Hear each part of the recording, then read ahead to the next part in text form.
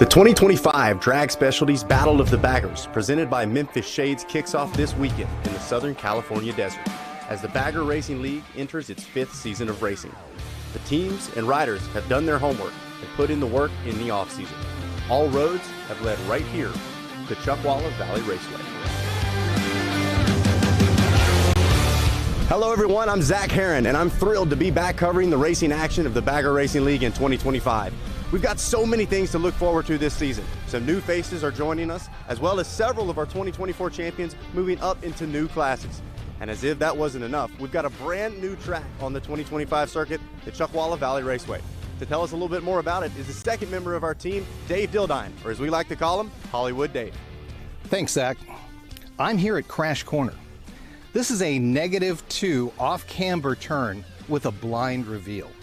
This is the most difficult part of the entire course. Unique part of this course is the fact that it was designed to go both clockwise or counterclockwise. Now, some of our riders have done this clockwise. No one's done it counterclockwise. And of course, that's the way we're starting right here at the BRL. Fun fact, General George S. Patton built an airstrip right here on this property, which is really appropriate because there's going to be a lot of battles out here this weekend. And I'll be honest, where they're going to be won or lost is right here in Crash Corner. This is going to be the fascinating part of the track to watch. Can't wait to see how it turns out. Zach, back to you. All right, thanks Hollywood. Well, there's not much left to do but drop the green flag. We'll get a quick word from our sponsors, and when we come back, we'll officially start the 2025 Drag Specialties Battle of the Baggers season. This broadcast is brought to you by Harley-Davidson of Newcastle.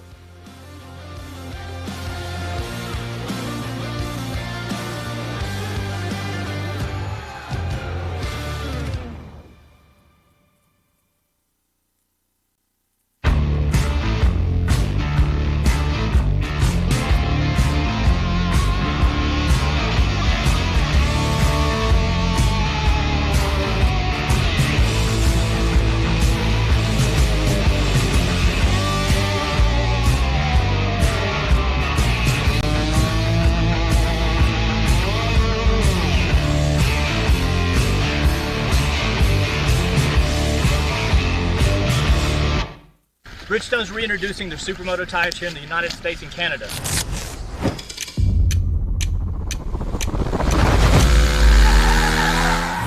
That's the BMO1 front and the RO2 rear.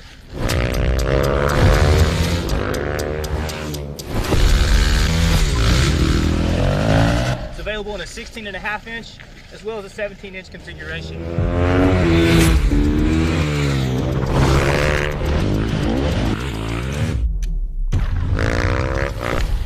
Battle Axe is a non-DOT tire, and we definitely recommend tire warmer.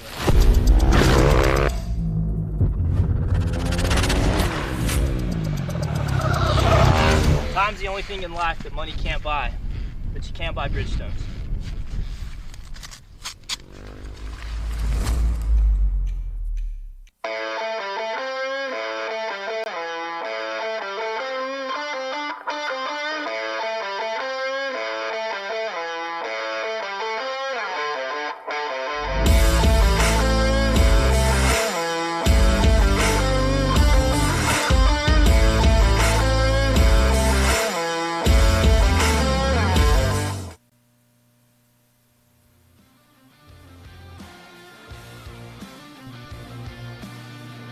Hello ladies and gentlemen, and welcome to the season opener of the 2025 Drag Specialties Battle of the Baggers, presented by Memphis Shades, right here in the beautiful Southern California desert.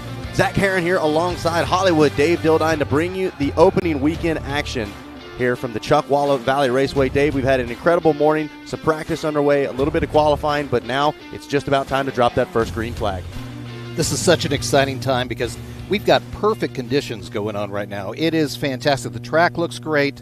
There's very little wind, and it is a perfect time for some great lap times and some people to start off the season with some good points. Absolutely. Momentum going to be key not only to get the season started off right, but for success here at the Chuckwalla Valley Raceway. We heard there in the opener you breaking down this racetrack a little bit and that infamous crash corner. Hopefully not going to see any crashes, but man, definitely think that's going to be a spot to watch all weekend long.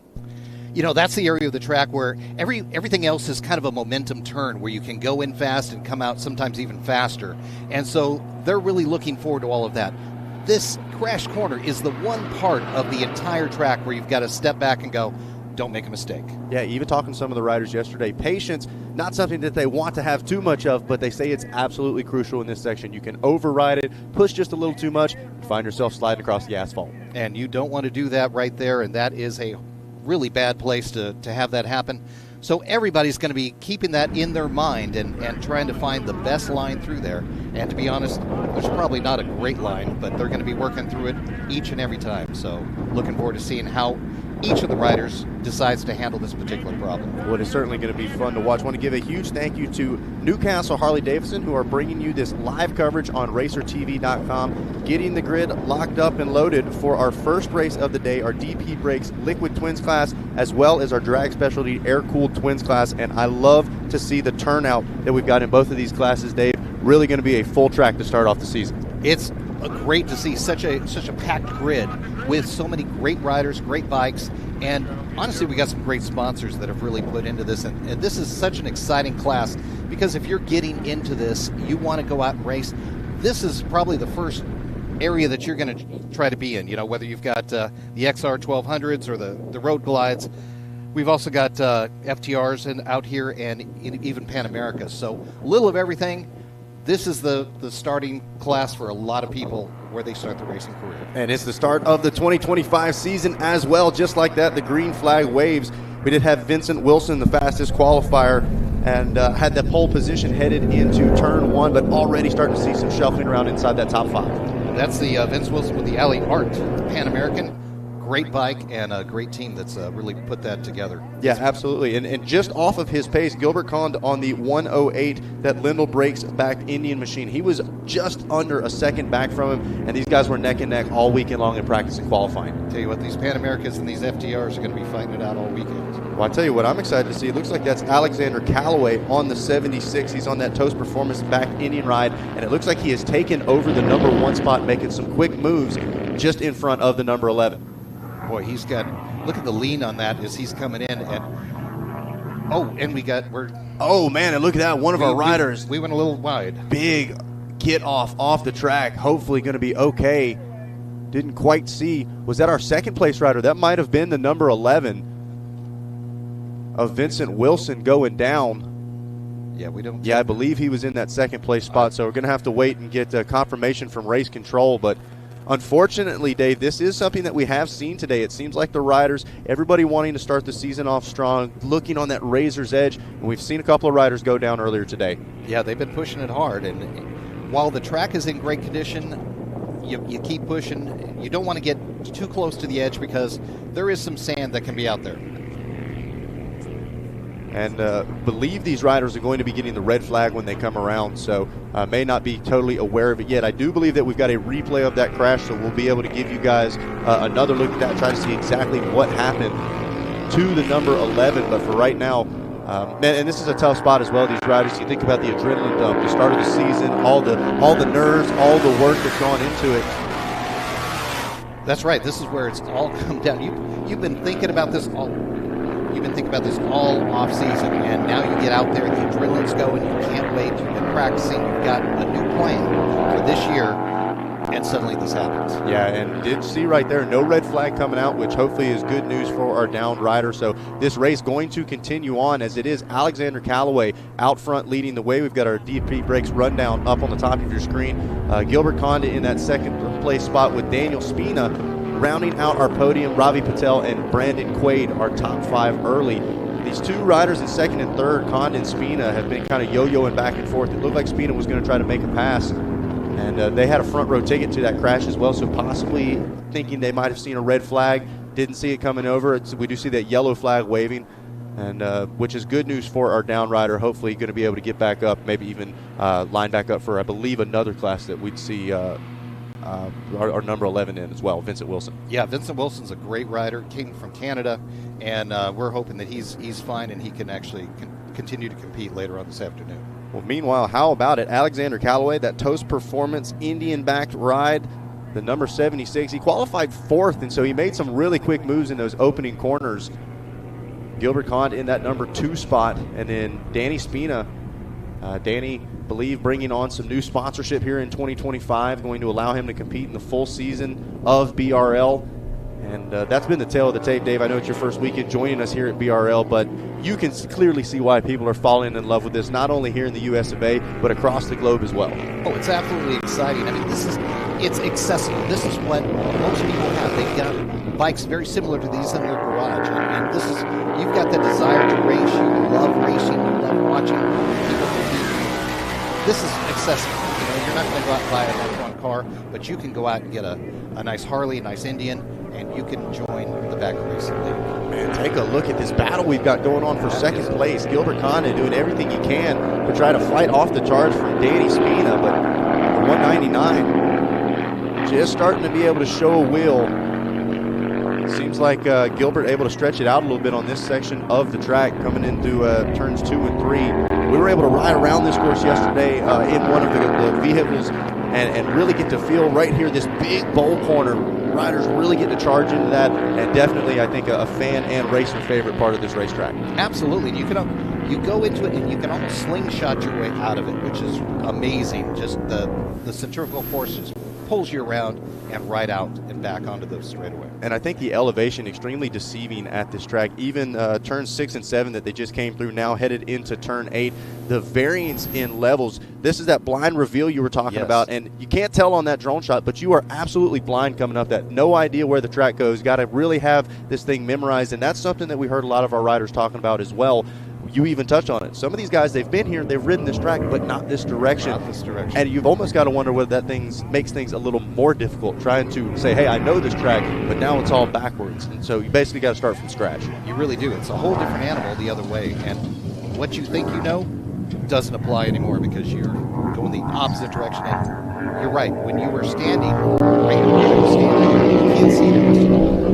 That blind reveal completely hidden. Man, got to give credit to our duo here in the second quarter. Not only are they in the battle for their own position, but they're keeping Alexander Callaway within sight here in this DP Brakes Liquid Twins class. This was one of the favorite classes to watch. Did it look like we had a rider? I think Daniel Spina may have some issues. No problems for the 199. Yeah, he is no longer on the rear wheel of the 108. So how about that? Yeah, meanwhile, something mechanical. Gilbert switching from defense to offense. He's mounting a charge trying to chase down Callaway. He's got some good lines going through there. Those are both the FDRs, and those Indians are just super powerful and great at cornering through this track. Back into the bowl they go once again, and yeah, you can see just how hard they push into that. And the way it drops off, I think it really allows them to kind of, like you said, slingshot around it. And then this was one of the biggest blind spots for us yesterday through turn 6 and 7. Yes. Just doesn't quite do it justice on camera. Great cameras here from the Racer TV live drone, but just doesn't quite get the full aspect of it as now they make their way into turn 8, back into that infamous crash corner in 9 and 10. And you can see a little bit of the elevation right there as that drone shot was just perfectly done. Man, so how about this? Taking a look at our lap times, Gilbert Conde just a little bit faster on that last lap with a 155.3 to your leader's 155.8. So about half a second or so. And got several laps to go. I believe a 7-lap race here in this DP Brakes Liquid Twins and Drag Specialties Air-Cooled Twins classes out on track. And he is certainly charging hard. Yeah, smells blood in the water for sure, and I think you can tell. You can always tell when you're on the bike. You don't know how much faster you are, but you can tell when you're picking up little spots here and there. This is definitely the closest that he has been all racing. You can see how hard the 108 is pushing. Yeah, he is focused on Callaway right there, just following that line. He's right there. He is. So the battle for the lead here in this DP Brakes Liquid Twins class. Alexander Callaway trying to fight off the charge from Gilbert Conde. Trying to get on the inside there. And now this is a tough spot for Callaway as well. You know, they say ride ahead, focus forward, but when you've got somebody all over your rear wheel, you can't help but start to think defensively. No, you hear that FDR at 1200 right behind you from Lindo Briggs. You know that He's right on your back door. Well, now he's around the side of the house almost, pulls up alongside Callaway, tucks back in here in the bowl corner. Wow. A beautiful battle we've got going on. They are going at it. That is fantastic. Look at how far over they're leaning in each of these turns. Yeah, this is the definition of trusting your tires. Is it's a drag race down the backside. Into turn 8 they go. Look at this, Gilbert peeks up the inside, but isn't quite able to make it happen. That was a beautiful setup, though. He just couldn't finish the job. Yep, not quite close enough. And great heads-up riding from Callaway as well. Swept over and closed off that inside. As these guys getting every ounce of power out of those machines. Wide open. Oh, and there goes another one. That's Gilbert sliding off track. Oh, man, heartbreak for the 108 after such an impressive ride. You mentioned trusting your tires. Well, and we talked about the little bit of wind that we've had throughout the weekend as well, whipping a bit of sand onto parts of these tracks. And then those yellow and black sections of track just off the side, a little bit smoother than some of the riders are used to. Some of them have got a bit of texture to them, and these seem like they're a bit slicker and catching some of the riders off guard. Yeah, I think the paint on there can be very slick. Plus, you get a little sand that kind of builds up, especially since it's a small little hill there. You've got sand on both sides, so you happen to hit that, and it's not going to be good. Yep, and we did have the red flag come out, so we're going to have to wait and see from race control exactly how they'll proceed from this. Callaway, man, got to wonder whether he even knew something happened and whether he could hear the 108 go sliding. He was so close, definitely knew all of a sudden all that pressure had disappeared. Yeah, he was. And this is a replay of that crash, battling for second place. There you see your leader, Alexander Callaway, and then watch just behind, just washes that front end out low sides from Gilbert Conde on the 108. And, man, that's a tough one. He was carrying a lot of speed in that section, hopefully going to be okay. And that's them picking up the 108 machine. Boy, he had that dialed in, too. Man.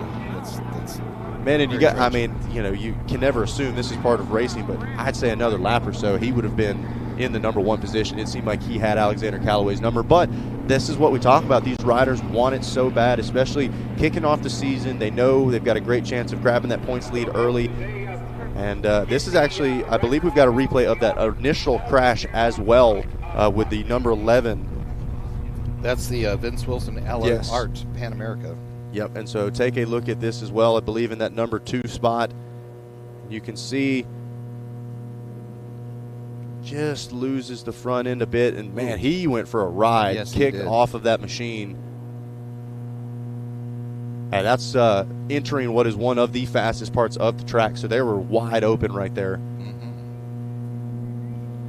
And you mentioned patience, and it's not a coincidence that both of those crashes were in the second position at the time. Yep. I mean, you just have to get a little bit closer, and then you can see right there the wind is actually starting to kick up, so it may change all of our racing throughout the afternoon. But you've got to be patient as you're catching up to that leader, and you try to take too much of a chunk out of that lead at one time, and you're going to end up off the track. Yeah, it's definitely one of those deals where you've got to balance it, right? You have to hold back just a little bit, but you don't want to hold back too much. And especially, I think, if you were in the 108's position, Gilbert could see he was taking chunks out of that lead, and I think maybe just got a little bit excited, and he low-sided that front end right there and was just pushing a little too hard coming into it. There you see the 108 and a fair amount of damage, but good to see Gilbert on his feet. He's up walking. So definitely glad to see Gilbert physically okay on this one, but just shows how bad these riders want it. I mean, they know it's the kickoff to the season. It's the 5th year of the Bagger Racing League, and I think the excitement coming into the season, maybe just a little too much of it right there. There you see our riders on pit road. Patience is not a part of the racer's DNA. Exactly. So it's really hard for them to pull back and just kind of take little chunks out of that lead. And like you said, you take one step too far and you're off the track.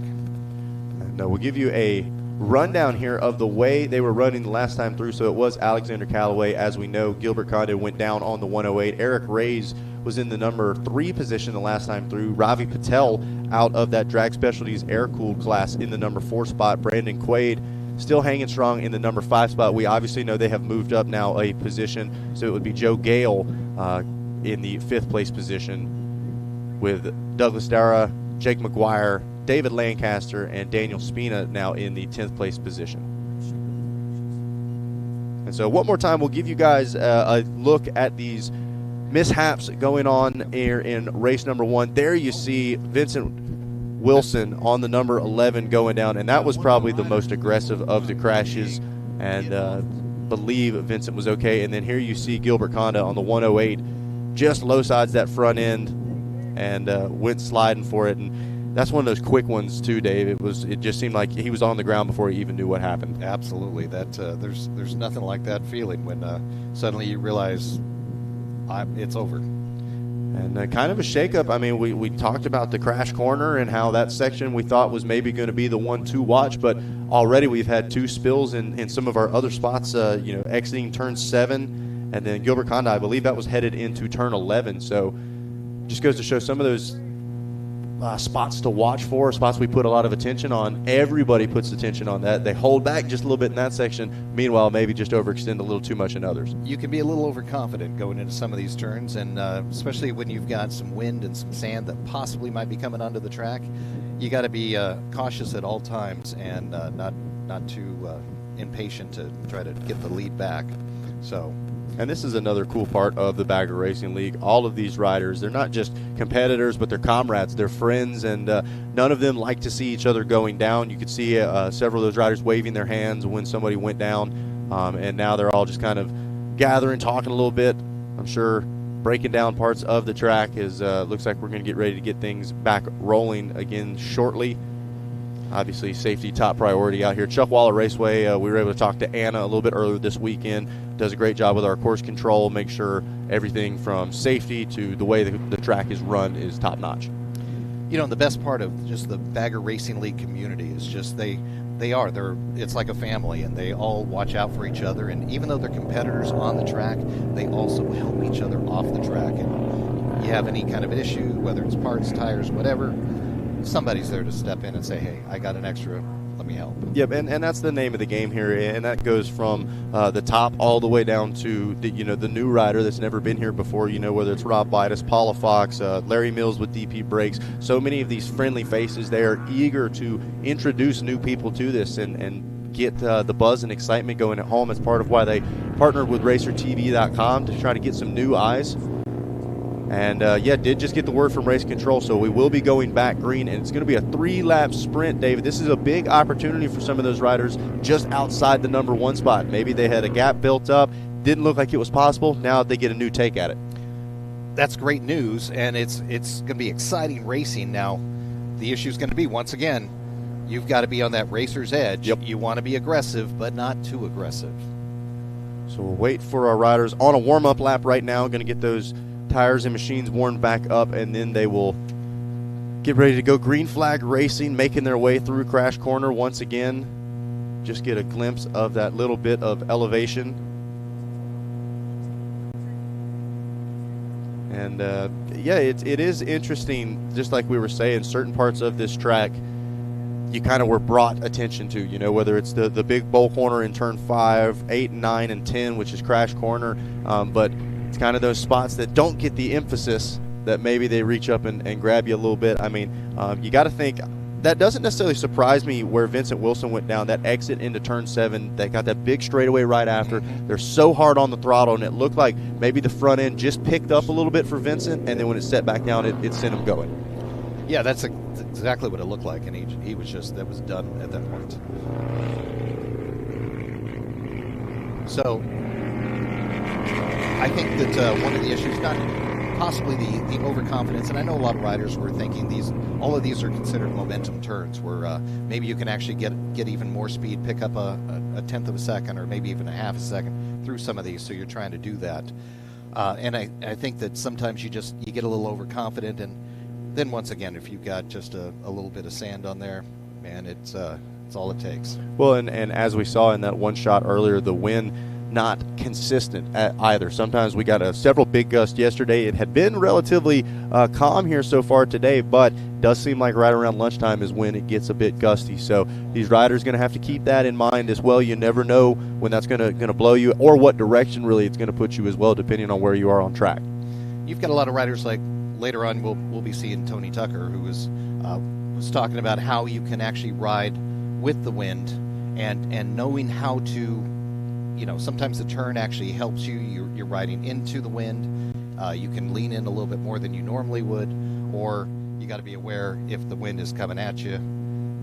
As you turn, it may knock you over. So you've really got to be aware of the wind at all times. Yeah, Tony Tucker, our rider representative, was in the booth with us last year after healing up from an injury, and so great to see Tony back out on track. I think he had a good time with me in the booth last year, but I don't think I have seen him smile as much as I have so far this weekend. The kits, the entire team look absolutely top-notch, and just excited to see Tony back out there doing what he loves.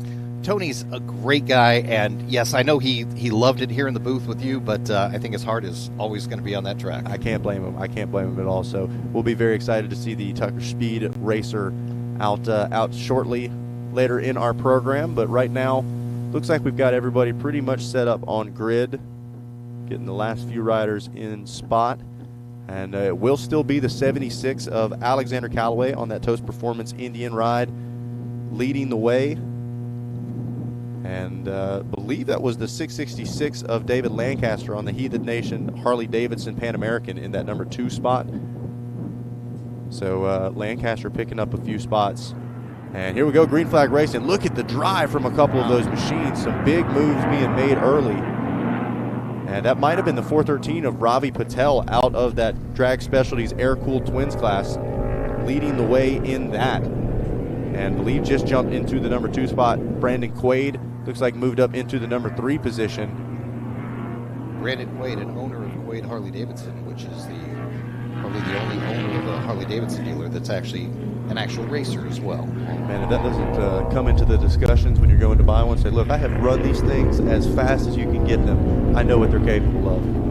I've known Brandon for a long time, great guy, and good to see him back out on the track, and I know he's loving it. Hey, we love to have him out there. Yeah, Brandon Quaid out of that Drag Specialties Air-Cooled Twins class as well. Saw a little bit of side-by-side action. Looked like one of those baggers did not quite get the drive off the line, but we know in some of these faster sections of the track, that's where it's really going to shine. Yeah, they're going to pull in that little extra torque that they've got on those 117s, and they're going to push hard and pull up to some of these some of the 1200s that are out in front right now. Man, so we thought this was going to be a second chance, if you will, for the rest of the field, but Alexander Callaway says, no, this is my time to shine.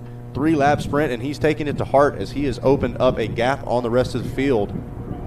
He is just dialed in and ready to go, and he's like, bring it on. Red flag, doesn't matter. Let's restart me. I don't care. I'm going to go way out in front, and this one's mine. And look at this. That's Eric Reyes on the 187 trying to make the move on, I believe, Alex Dural on the 5X. Can't quite tell the number on that machine. But Eric was in that number 3 position and didn't quite get the drive off the line. Possibly Joe Gale, I believe I saw an 07. Yeah, so that's the 900, then the 507 getting passed by the 187 of Eric Reyes. Passed him on the outside, too, which is amazing. In some of these turns, it's actually easier to pass on the outside. Yep.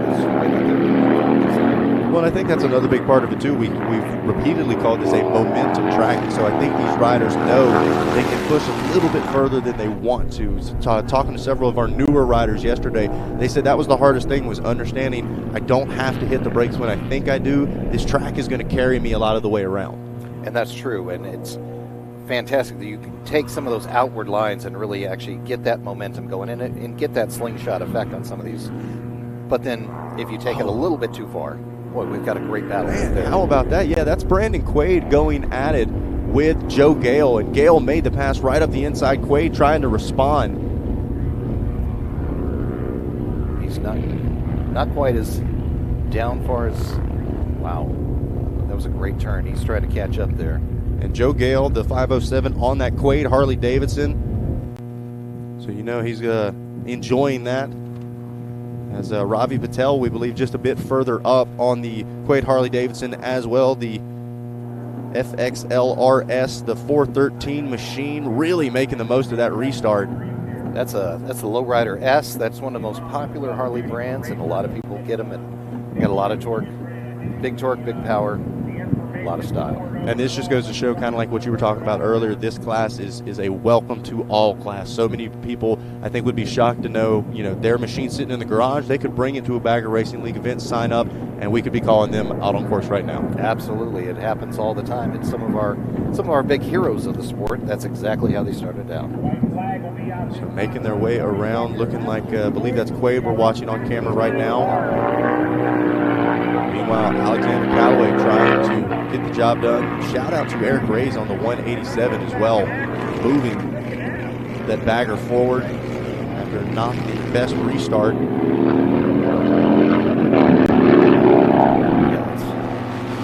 Oh, we got a white flag. And here we go. We got one more lap. And you can see fans lined up on the fence, everybody enjoying the season opener. So much buzz coming into the 5th year of the Bagger Racing League. This 2025 Drag Specialties Battle of the Baggers. Going to be so much fun. Memphis Shades, our presenting sponsor. And then, of course, how about Newcastle Harley-Davidson, making sure you guys get to enjoy the action live here on RacerTV.com. One lap of racing to go. Check out that straightaway right there. He's just flying, man. He's left everybody. He can't even see anybody in the mirrors, so they're all gone. He's just taking off. Here we go through the crash corner, taking it nice and slow. Yeah, this is textbook riding right now from Alexander Callaway, just trying to bring things home. Had to be defensive for a good portion of that opening few laps, but it seemed like whenever somebody tried to take him down, they ended up going down, and so he's fought off the rest of the field, and now just a few corners away from starting the season off with a win in the DP Brakes Liquid Twins class. Truly smart ride all the way out. From start to finish, he has just ridden a perfect textbook ride. It's been great. And we talked about how hard it is riding under pressure, focusing on yourself, focusing forward. We didn't see him making big changes to his lines, taking unnecessary risks. He was riding his race. If that meant he was getting caught, he didn't panic, because sure enough, it seemed like the riders behind him overrode just a little bit, found themselves on the ground, but no problems for the 76 as the checkered flag waves, and it will be Alexander Callaway grabbing the win in your DP Brakes Liquid Twins class. Beautiful ride. Beautiful ride. Man, absolutely incredible performance. And for this year, we will be doing podium celebrations after every single round. So last year we had our big podium celebration at the end of the day. This year, we're going to be talking to our top 3 in all of our classes immediately following those races. So we're going to get to talk to Alexander and the rest of our podium finishers here shortly. And they'll be hanging out with our man Rocket Rob Bidas down on the podium. Going to be so much fun here. I can't wait to hear what Alexander says, how much he knew was going on behind him, because I'm sure the pressure was just immense. Pretty amazing that you're riding your own ride. You've got everything set, your bike set, you've got good lines, and 2 people try to come up behind you, and suddenly they're gone. Man, well, they tried, but they did not succeed. Let's take a look at our race recap. Break down exactly how we got things started in this DP Brakes Liquid Twins and Drag Specialties Air Cooled Twins class. Very full field, making their way out on track. And into turn 1 they went. Vincent Wilson, going down relatively quickly, was trying to get hard on the throttle and I think just picked that front end up a little bit, and it sent him. But there you see the 108. Gilbert Condit was the rider on the move, trying to take the fight to Alexander Callaway. And he was getting there, Dave. He was chipping away within a few bike lengths. You can see almost right alongside of him. And had he not fallen, we probably would have seen an incredible photo finish. Yeah, they were really going at each other. And he, like you said, he was just chipping away a little bit more. I think he tried to take a little bit too big of a bite, and that's all it took. Well, and that second crash did bring the red flag out, so the riders had to regrid and restart. It was going to be a 3-lap sprint, and Alexander did it textbook. Eric Reyes on the 187 you're watching on that big bagger machine, making those outside work. I believe he made 3 passes in those final 3 laps. That's amazing. Great aggressive riding, yet still in a competent manner to where he's not out of control at any point, and Didn't hit any sand, didn't have any issues, so it was great to see him. He was on the edge, but not over the edge. That's it. That's the key distinction right there. And that was the name of the game for the 76 as well. Alexander Callaway going to grab the win out of your DP Brakes Liquid Twins class. And we'll give you a look at that. Robbie Patel going to grab the win in the Drag Specialties Air-Cooled Twins class on that Quaid Harley-Davidson. And Eric Ray is going to finish in the number 2 spot. Brandon Quaid working his way up to 4th. Had a great battle with Joe Gale in the 5th place spot. Alex Durra, Jake McGuire, David Lancaster, Douglas Durra, and Gilbert Condit, your top 10. Gilbert obviously having to turn things in early, but still an impressive performance from the 108. What a great race. If this is indicative of what this season is going to be, we're looking at the best season of Bagger Racing League 2025. This is incredible racing. Great battles on a great track and a great day. It doesn't get any better than this. Yeah, I couldn't have said it any better myself, Dave. This is a ton of fun, and what a good way to get the blood flowing, right? Get the energy up. We've got tons of folks hanging out with us this weekend at Chuckwalla Valley Raceway, and we're a bit withdrawn from everything, kind of in the middle of the desert here, but when you know what you're looking for, you show up, and it's an incredible facility. They've got cabins on site. We had a big steak dinner last night, big get-together, everybody hanging out, celebrating the start to the 2025 season. It really is the best way that we can actually start off with all that's going on. Great place, and truly, the Raceway is in top condition, and it was fabulous to go through it. You and I went around and checked out all the curves and the bowl, and everything is in prime condition. And we've got a little bit of wind, which may change in a little bit, but conditions are fantastic, and what a way to start. Yeah, absolutely, and you can see Alexander Callaway even dressed up for the occasion in his best tuxedo leathers there, so looking the part and riding the part as well. Like we said, podium celebration is going to be going on between races, so we're going to get our top 3 out of that DP Brakes Liquid Twins as well as our Drag Specialties Air-Cooled Twins classes, and then they will be chatting with our very own Rocket Rob Bitus on the podium. It's going to be so much fun to hear the actual rider perspective. You know, we get great views overhead from our drone shots, our cameras here on Racer TV, but it is so much fun to learn about the mindset and how many of these riders are having fun with each other out there. They're yelling back and forth, hooting and hollering. It's a good time as much as it is serious out there on track. Absolutely, and like we said, this is truly a family, and you watch, everybody's excited for everybody else's success, and that's truly what you see in a family setting like this, and people are, they're very competitive, and when they're out there, they're really ready to go at each other, but at the same time, they also want to see everybody else do well. They don't want to see anybody crash and have any issues. Yeah, and those are the best kind of relationships and friendships as well out here. It's I really want to do everything I can to beat you, but if you come out on top, I'm gonna shake your hand, pat you on the back, and say good job. Good for you, and I'm coming back at you next time. Exactly, yeah. and that is something that we haven't mentioned. Doubleheader weekend rounds 1 and 2. One obviously today, and then we'll bring the racing action back again tomorrow. So maybe some of these riders still trying to get things dialed in a little bit, and they're going to come out swinging tomorrow, try to get the upper hand on day 2. Especially if you were trying to catch up to somebody, like you were trying to catch up to Alexander. You're coming back tomorrow with a whole new plan, and you're going to take him out. That's you want to catch him and hopefully be a little more patient next time. So I think we'll see some great racing tomorrow as well. Yeah, we love that tuxedo shot right there. Little James Bond swagger. Exactly. I like it. They call him 0076. There you go. Alexander Callaway, looking good and feeling good out there. So he'll be chatting up with Rob Bitus, you see right there on screen, and as will the rest of our podium finishers for the DP Brakes Liquid Twins and Drag Specialties Air-Cooled Twins classes. Like we said, a great turnout in those classes, and that's kind of been the name of the game through all of these classes. I love to see the participation, the excitement. That was one of the big things we saw last year in 2024 was how many riders were excited to be out here, whether they were in our bagger classes, in our metric classes. Really seemed like everybody that came out and experienced it had a great time.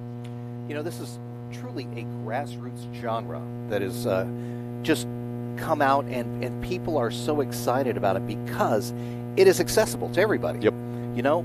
And it's not something where you've got to spend a ton of money, and I really want to do this, but I can't afford it. This is something where you can get a bike, you can get some practice in, go to a track, and come out and join us.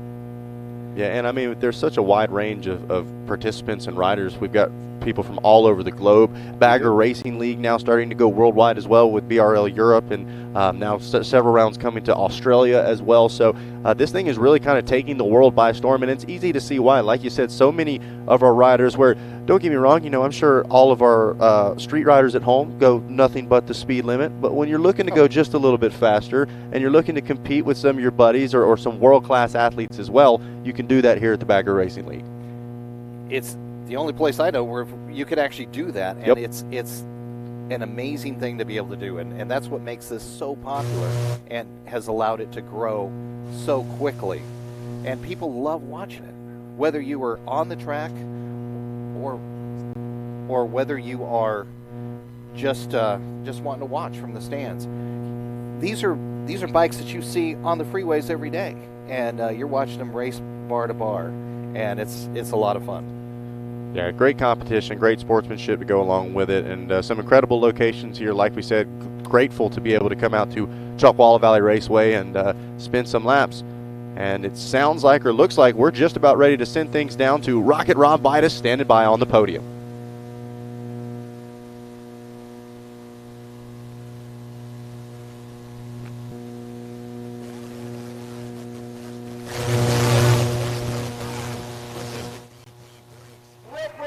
How about a big round of applause for our top three? Finishing third, Danny Speeder. Danny, I know you're a bit of a local out here. You came out, you didn't exactly have the afternoon you qualified for, but landing on the podium is still a good deal. Absolutely. You know what? I can't complain about it. You know, Alex, it's always a pleasure to be on track with him. He always pushes me way past my limit, and you know, it's everybody that was out there. You know, Gil, everybody was just doing an incredible job, and it was super fun. I tell you what, it's great to see you, but we're going to see you again a little bit later today. Larry Mills from DP Brakes is presenting you with the Figurati Award for DP Brakes today. Third place. How about one more time, a nice round of applause for Danny Speeder. David Lancaster, not only did you provide us with the national anthem singer, your daughter, but here you are on the podium basking in the glory. I'm not sure where I'm here, but unfortunately I did skill, and the Allied guy went down, and you know, so I'm taking this one to them. I'll tell you what, if any other sponsors you want to give a shout out to? Lead the Nation, Lucifer's Garage, the guys over at everyone, Quaint guys, everybody. Well, congratulations. Thank you. Finishing on the podium in the DP Brakes Victor Twins, Larry Mills hooking you up. And picking up the win today, the DP Brakes Victor Twins, Alexander Callaway. You are definitely the best dressed we've ever had on the podium. I try to look good, you know, that way if I'm not going fast, at least I'm, you know, winning half the battle. Well, you certainly had a nice battle out there today. It's got to be awful nice. You're the official points leader of the DP Brakes Liquid Twins for 2025. Nice work. I'll take it. Definitely big thanks to, first, my wife, Anna, the Hodu Marshals. They're the ones keeping us safe on this track out here. And then just kind of in other races and off-season things, I get to earn a little bit of money to help pay for this. Thanks to Toast Performance. Definitely thanks to Plus Suits, Blood Oils, Vortex. Definitely the guys to my left and right that have been racing with me all season long here at Chuckwalla. Definitely made me up my game, and really their game has been up as well, which makes this whole thing way more fun. So to come out here a weekend after finishing racing and race again is just an awesome opportunity. So thank you guys. Well, congratulations very much to Larry Mills from DP Brakes. As your number one award for you today, Dan, as they step up on the podium for the Photoshop, for the paparazzi, one more time, how about a nice round of applause for all three in the DP Brakes Liquid class. We'll send it back to the studio as we get ready to hand out the awards in the Zipper Air Chrome Twins class.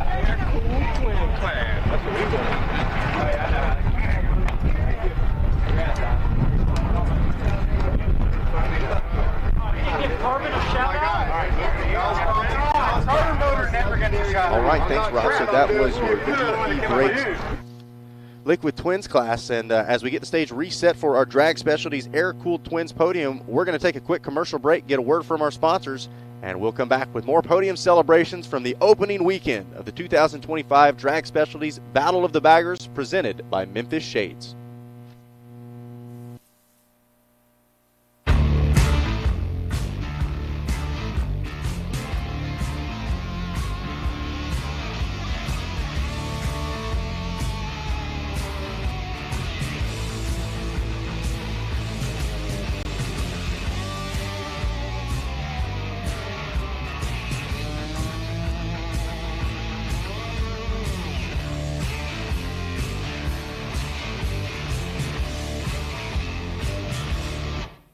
Bridgestone's reintroducing their Supermoto tires here in the United States and Canada.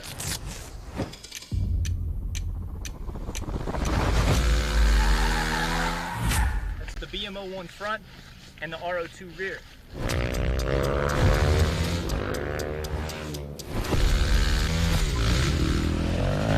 It's available in a 16.5 inch as well as a 17-inch configuration.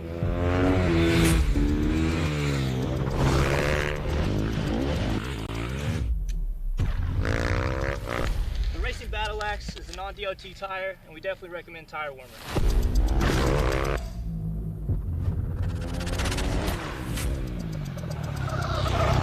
Time's the only thing in life that money can't buy, but you can buy Bridgestones.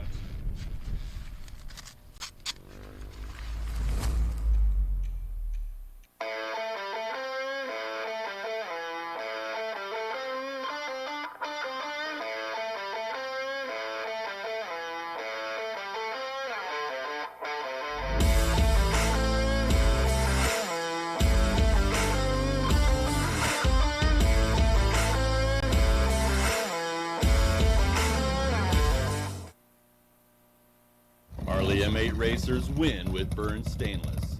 Their no-holds-barred exhaust systems are built for one thing: power. With smooth inlets and stepped pipes engineered to keep exhaust velocity high, they squeeze every ounce of torque out of your motor.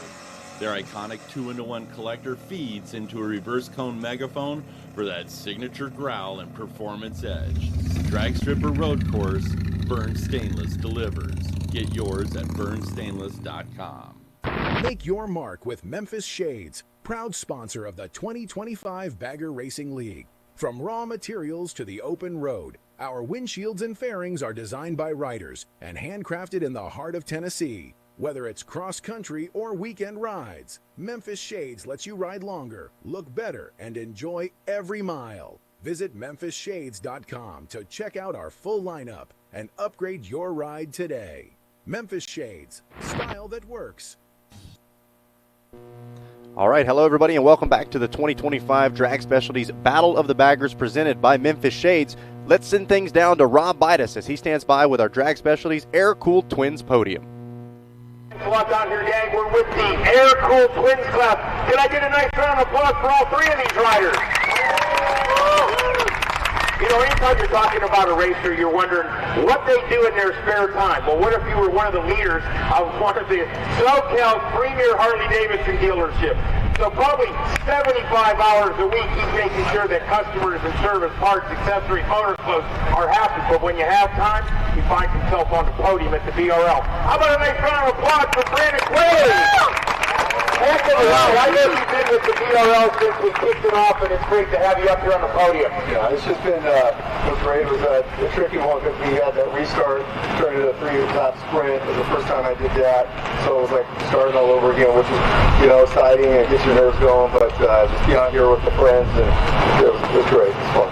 Well, most people are giving a shout out to their sponsor. You're your own sponsor. That's right. Well, I would like to shout out to Owens Too Law. He's always been a great sponsor for us. ODI's been there, and of course, Quaid Harley-Davidson, my business, my family, my friends, and our employees there. Thank you very much for supporting me. If it wasn't for Harley-Davidson itself, you know, none of us would be here. So thank you. You're very welcome, folks. Gary, come on over here. Gary from Cigarati, one of the leaders, is presenting the awards today in third place.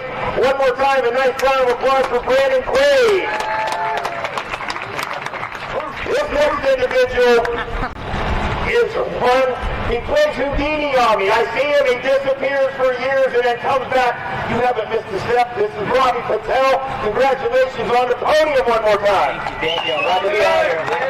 We certainly missed you out there. I know that you had a great battle out there. You were running up in that top pack, and anybody you want to give a shout out to? Oh man, without Brandon Quaid, I wouldn't be here. I'm on one of his dealership bikes. Like I said, I was out here about 3-4 years ago. Ended up opening a shop, so it's had some downtime, but without Brandon's help getting out here and along the help of RX2, Protect Racing, ODI, it really wouldn't have made it out here. Well, congratulations once again. Gary's going to be hooking you up with the award.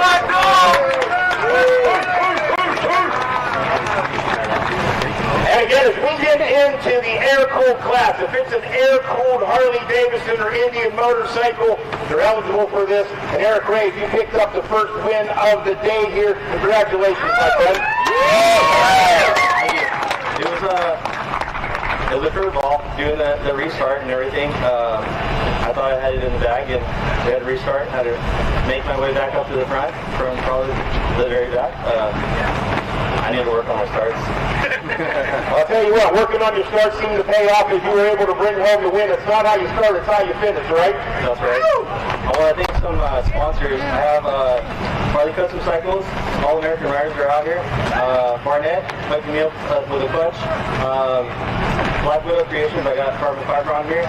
My family came out. This is my mom's first time out here. She didn't even know I did this, and she's out here, so this is a good win. Well, congratulations as we hand out the #1 medal today. One more time, I ask all you race fans, how about a nice round of applause for the top 3 in the air-cooled class? You'll take their positions up on the podium here for the paparazzi. Guys, you know what that means? We just finished the first race of the day. We are moments away. First call, everybody. Let's get the Barnett Super Street machines ready. Guys, Barnett Super Street machines coming up next.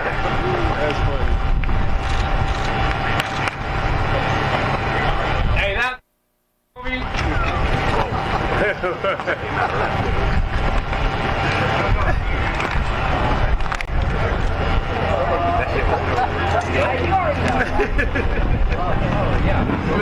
Second call. All right, well, once again, a huge congratulations to our podium finishers in our DP Brakes Liquid Twins and Drag Specialties Air-Cooled Twins classes. We're going to grab another quick commercial break, and when we come back, we'll drop the flag on our Barnett Clutches and Cables Super Street Bagger class. This is the 2025 Drag Specialties Battle of the Baggers, presented by Memphis Shades, and a special thank you to Newcastle Harley-Davidson for bringing you this live broadcast on Racer TV. Harley M8 racers win with Burn Stainless. Their no-holds-barred exhaust systems are built for one thing, power. With smooth inlets and stepped pipes engineered to keep exhaust velocity high, they squeeze every ounce of torque out of your motor. Their iconic 2-in-1 collector feeds into a reverse cone megaphone for that signature growl and performance edge. Drag strip or road course, Burn Stainless delivers. Get yours at burnstainless.com. Make your mark with Memphis Shades, proud sponsor of the 2025 Bagger Racing League. From raw materials to the open road, our windshields and fairings are designed by riders and handcrafted in the heart of Tennessee. Whether it's cross-country or weekend rides, Memphis Shades lets you ride longer, look better, and enjoy every mile. Visit memphisshades.com to check out our full lineup and upgrade your ride today. Memphis Shades, style that works. It is the day of the specialist. Experts in a class conscious of every nuance. Focus rules. Our specialty is wheels, and wheels only. We respectfully carry the wheelwright legacy into our eccentric world by improving the rides of motorcycles and riders globally. We are proud wheelwrights, nothing more. We are Ride Right. Simple, solid, boundless.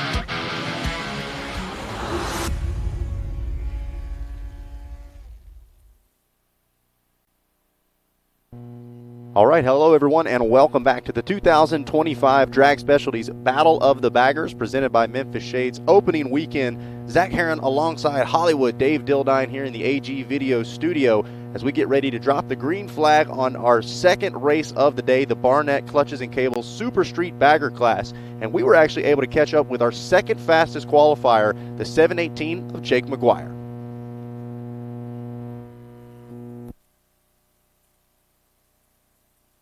We're here with the 718 of Jake McGuire, who's going to be racing multiple classes this season in the BRL. Jake, talk a little bit about those quick turnarounds. It's clearly physically exhausting out on tracks. A little bit hot this weekend as well. Were you nervous about the quick turnarounds at all? A little bit, yeah. Completely different bikes. First time I've ever really rode this bagger, so it's kind of a learning experience every time I get out there. Should be a good time, but definitely going to be a challenge. What's been some of those new adjustments you've had to make jumping over to the bagger? They're a little bit harder to handle, it seems like. The power rolls on a bit quicker. Tell us what you've kind of been working through coming into the 2025 season. Mainly just the weight. Getting on the soft tail after riding the bagger, it just feels substantially lighter. Getting this thing slowed down coming into the hard turns has been a bit of a challenge. But now, speaking of challenges, we've got some wind gusts as well and a pretty incredible race course here at Chuckwalla as well. What do you think about the track for the opening weekend? It's a difficult one.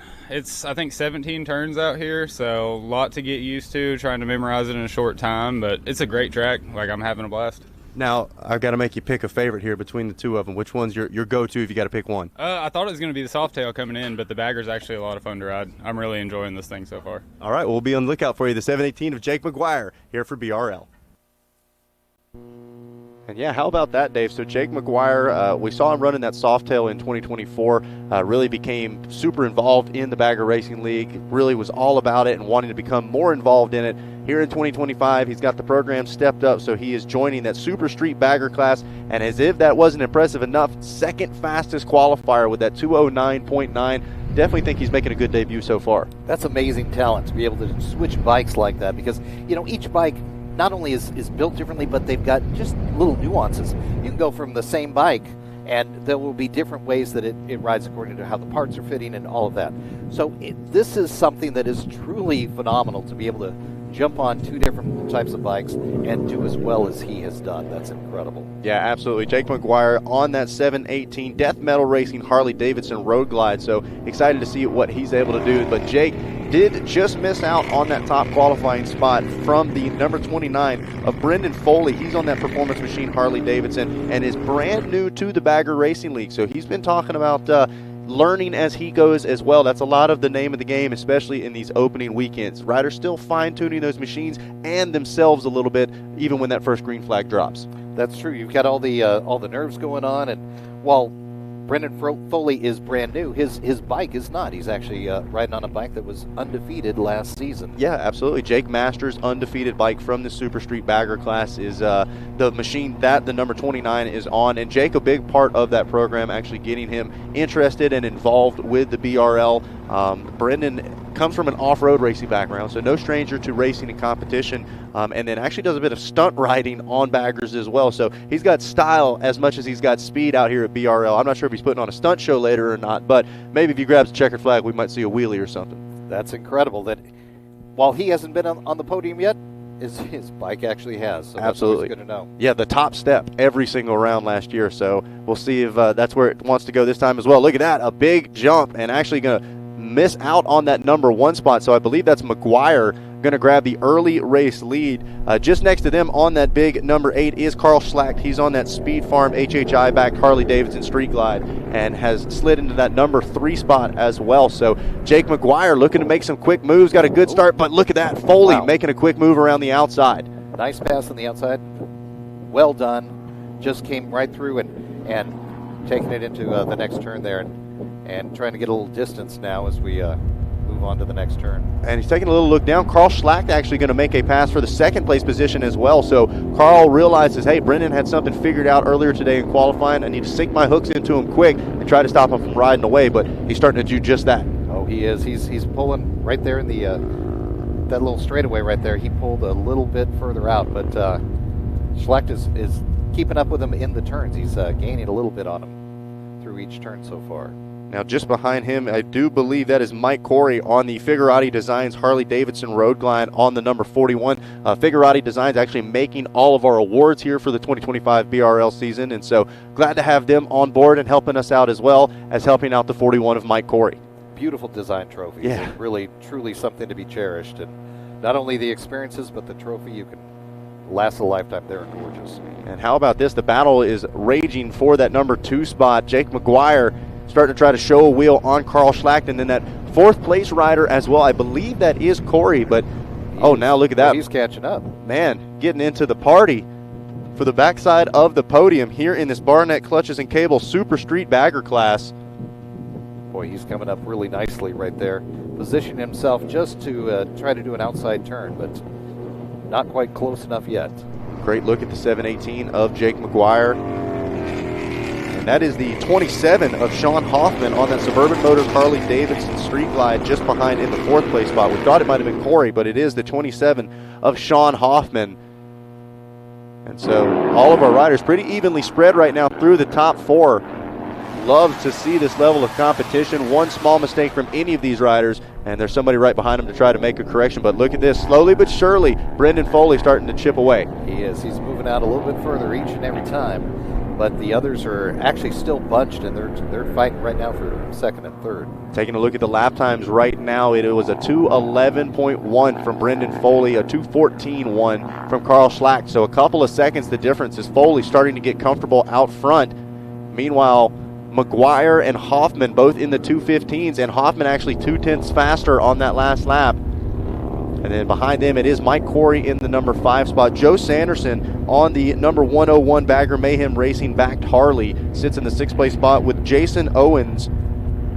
He's on that Tucker Speed Harley Davidson, the 736 machine, joining that Tucker Speed team along with our former co-announcer Tony Tucker, our rider representative now in 2025.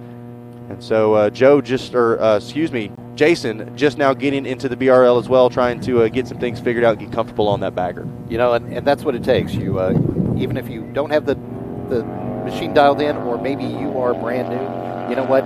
Go out, get some laps in, and get the feel of competition on the track. And that's exactly what Jason's doing there. Well, I tell you what, Carl Schlacht is getting the feel of competition, and all he wants right now from Jake McGuire is, look at that, McGuire, a beautiful move up the inside and going to take that number 2 spot away from Carl Schlacht.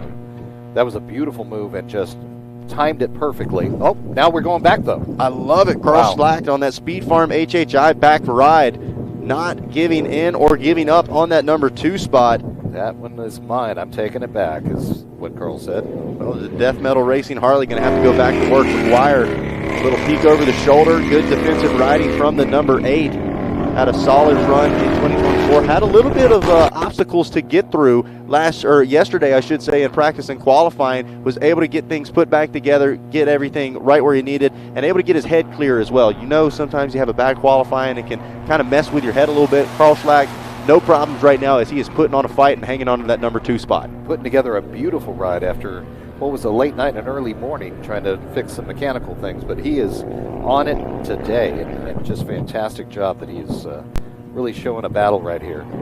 And these two are still trying to keep Brendan Foley in their sights, but Brendan's pulling out all the stops right now. Yeah, Foley, look at that, drops down to a 2:07 on that last lap. Carl and Jake as well both dropped their lap time significantly, a 2:11 and a 2:10, actually a bit faster for McGuire on that last lap, but also picking up the pace was the 29 of Foley. It's so funny, walking through the pits yesterday, Foley, a good friend and comrade of, look at this, once again McGuire pulls up alongside. Oh, I thought he had the pass made. He was talking with Jake Masters, whose machine he's riding on, and he says, man, it's so hard to judge how fast I'm going. I feel like I'm just cruising out there. Meanwhile, I go back and look at the lap times, and I was flying. And Jake got a big smile on his face, and he said, that's the beauty of the baggers. You're carrying so much speed, sometimes you don't even realize it. These guys carrying a ton of speed right now, all trying to get on that number 2 spot here through Crash Corner.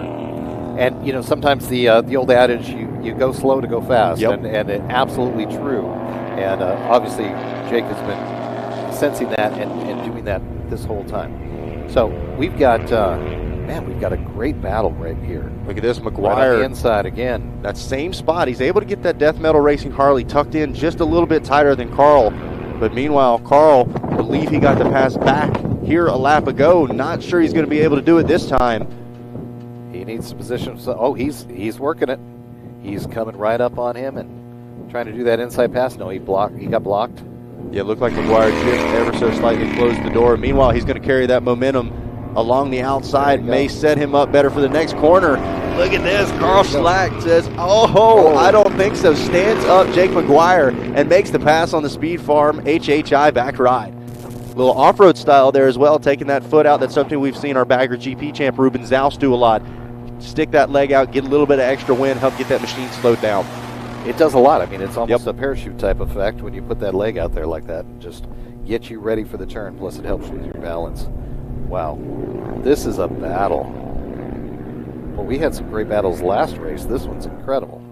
Well, and I best believe these riders are probably taking a bit of notes of the crashes that we saw in that first race as well. So knowing, hey, we got to push the limit, but we also can override this if we're not careful. So McGuire and Schlack both doing a great job of finding that balance point right now. I mean, this is as tough of a battle as we have seen all in the last year. They've gone back and forth several times now. Meanwhile, they're not overriding the machines, making sure they're not throwing this thing away early. As look at that, McGuire once again starts to peek up the inside on the exit. And they seem very well matched, and they're both in style and in machines. And so it's truly just who's going to make the mistake that's going to cause the loss for one of these guys, you know. And lap time starting to even out a bit as far as consistency goes. Another 2:07 from Brendan Foley, and then staying in that 2:10, 2:11 range for Schlack and McGuire. Yeah, they're just a little over half a second apart, actually, and that's amazing. They're just so close. And got to give credit to Sean Hoffman back there, quietly in that fourth place spot, but still having a strong run. Yes, he is, and he's at a 2:13 and riding his ride. Wow. That corner is McGuire's moneymaker right there. He's made the pass, I believe, 3 times in that corner. And I don't even think Schlack really panics about it. I think he knows here in just a few straights he's going to have a spot picked out again, but McGuire maybe a little bit more space between them than we've seen that last lap. He does seem to be stretching it out just a little bit more and trying to put him way in the rearview mirror. But we've seen it. It's almost like Schlack just comes and kind of slingshots his way and gets up close, and then one more turn and he's got him again. So this is, I think, the most space we've seen McGuire be able to put between them halfway through this Barnett Clutches and Cable Super Street Bagger class, as Brendan Foley leads the way on that number 29 Performance Machine-backed Harley-Davidson, the same ride that Jake Masters took to an undefeated championship last year. Meanwhile, just behind him, it's the Death Metal Racing Harley-Davidson Road Glide of Jake McGuire taking over that number 2 spot, and I believe going to hold on to it for a little bit as Carl Schlack on that Speed Farm HHI backed ride now shuffles to the 3rd place position, going to try to find a way back around the 718. Jake McGuire just turned a 2:09, which is his best lap so far, and looking really good and smooth. So trying to get the battle behind him and move forward. Still a little bit behind Brendan Foley there, who's still turning a 2:07, which is incredible. So making their way through turns 6 and 7, back down the back straight we go. Heading towards Crash Corner. Yep, 1,330 feet that straightaway right there. So really got the opportunity to open those machines up. And the torque in these is just so instant, and you can put a lot of power down very quickly, and you're hitting, up to $120 right in there going into that Crash Corner. Yeah, I believe the fastest time that we heard yesterday, nothing official, but 122, 123 for some of our top riders. So really absolutely flying through some of these machines, and the speed that they're able to carry around the corners as well. We talked about this momentum track style. It really seems to suit some riders better than others, but man, the ones that get it, absolutely incredible to watch. And it's really important that you get it right, because these are 800-900-pound machines, and one mistake and that machine doesn't want to go the direction you want it to, and it's all over. Well, I think it's easy to see why McGuire is saying he's, if he had to pick one, he was going to pick that Bagger. He is looking extremely comfortable right now, and got to think that the confidence is going to be growing as well throughout this season. Brendan Foley This is exactly what he was hoping to do. Came in with some question marks surrounding what he was capable of doing. He kind of just had to trust his buddy Jake Masters when he was saying, hey man, I promise you are going fast out there. Jake Masters picked him for the win, said I'm putting pressure on him. I'm telling everybody that he's going to win. The pressure's on, and right now pressure's making diamonds in Brendan Foley. It's a beautiful thing, and of course you've got an undefeated bike underneath you, and he's riding it right. He's not making mistakes. He's riding his ride, and what a way to hand off a championship, and say here's my bike, and you can do this.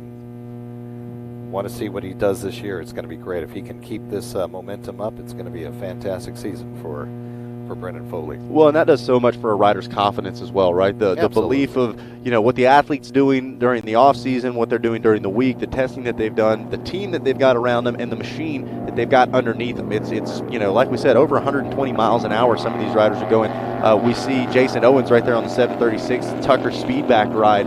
He knows somebody like Tony Tucker is going to put him out there on only the best equipment. And so even though Jason's still kind of getting his footing as far as the VRL and the racing style goes out here, he knows the equipment, not something that he's got to worry about. And that's crucial, that you've just got confidence in all of your equipment. You learn it, you learn your own style of racing, but you are able to use this new machine that way. It's almost like, if you're a jockey on Secretariat, you've got pretty good chances. You know your equipment's good. You just learn how to ride it and do it at your very, very best each and every race.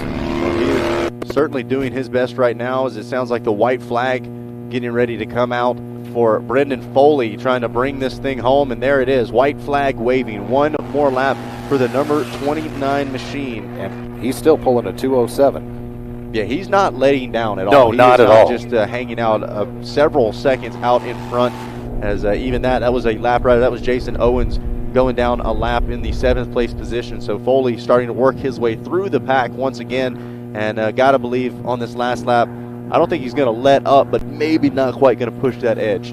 Yeah, he's got to just ride a safe ride. He's got one more lap, but he has done a fantastic job in 6 laps. And this last one, he just needs to just be cautious, but still run the same lines that he's run. He just doesn't need to necessarily do them as fast.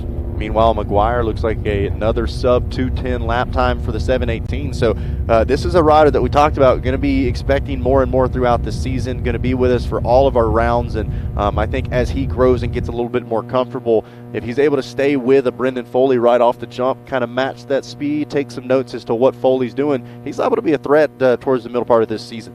I think he's served notice this, and all the other riders are going to take notice of that.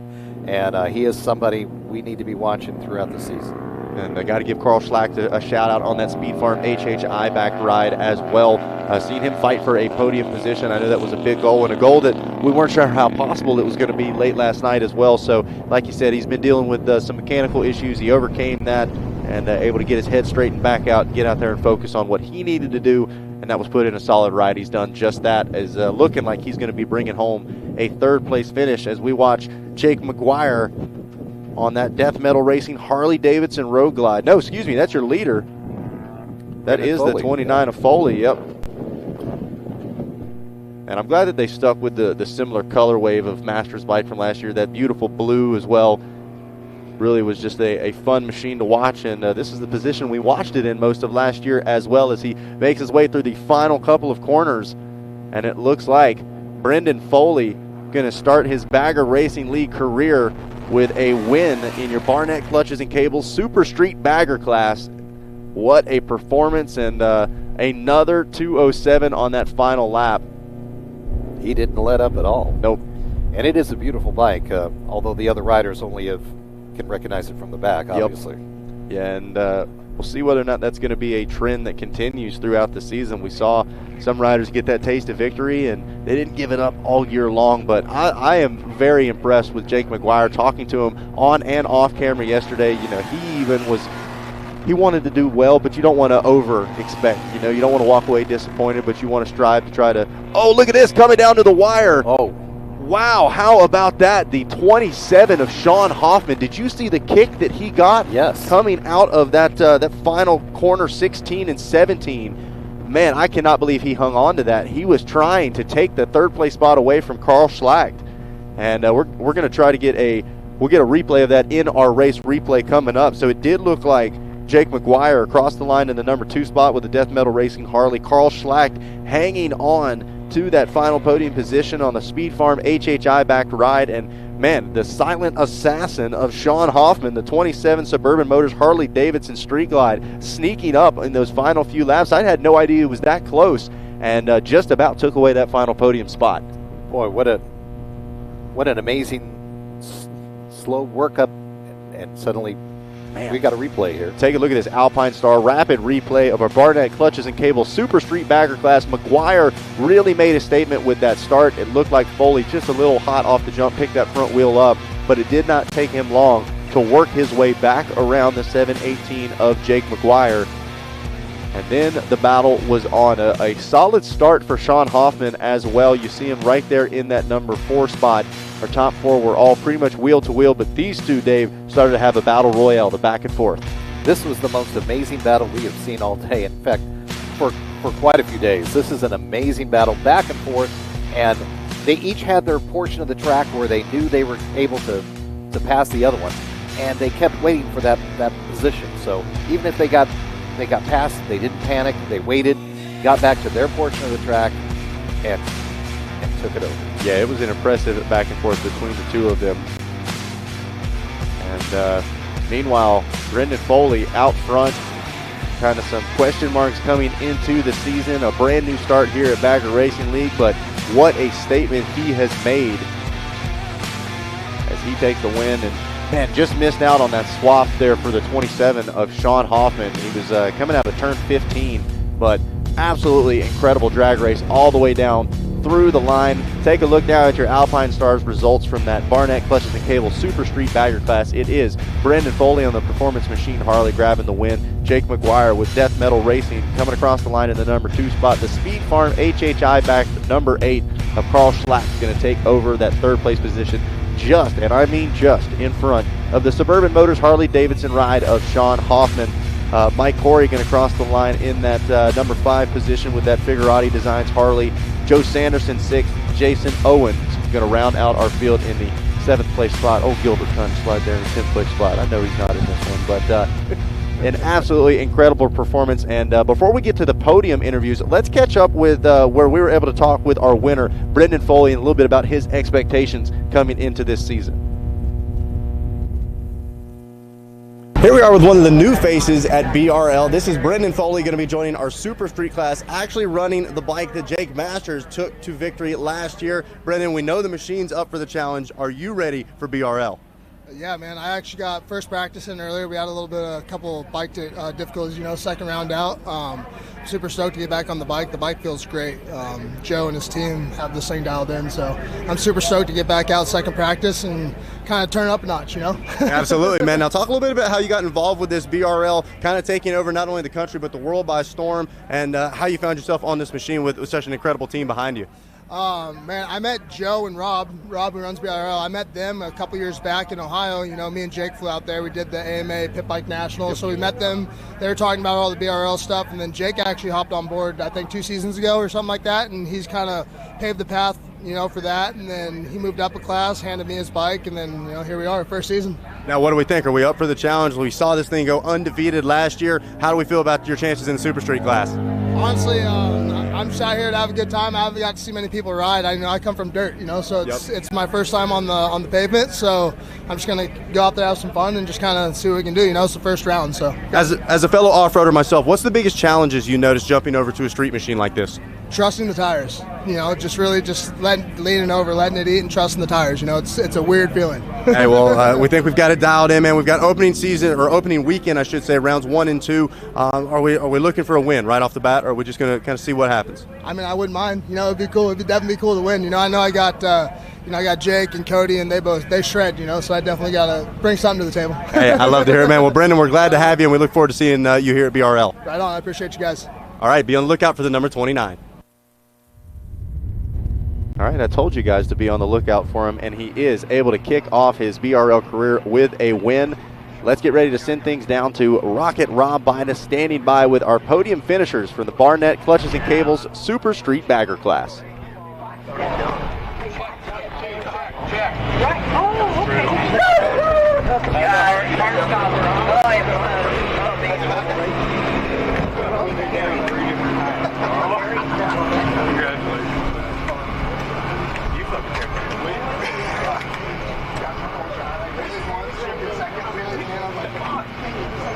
Actually, going to give our riders just a moment here to get everything together on the podium. We were just checking out Brendan Foley's bike. That is the exact machine that Jake Masters took to an undefeated championship in that Super Street Bagger class last year.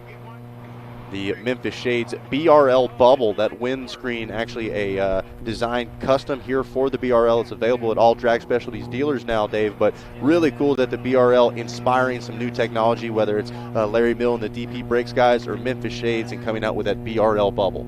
And that's one of the great benefits and advantages of this BRL league, because new sponsors are coming on and they're finding what's working and what's not, and they're changing designs. And honestly, it's not only helping performance, but it's going to help safety, and it's going to not only start at racing, but it's going to work its way into the general public. And there's going to be greater products out there, all because of the Bagger Racing League. Well, looks like Rob Bidas has got all of our riders wrangled together. We're going to get ready to send it down to him and hear about how things went down in this Barnett Clutches and Cables Super Street Bagger class.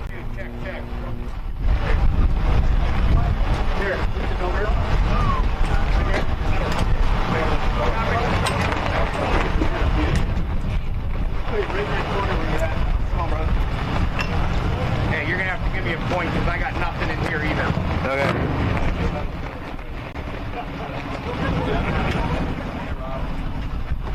I think it's going to plug into that one that Alex has.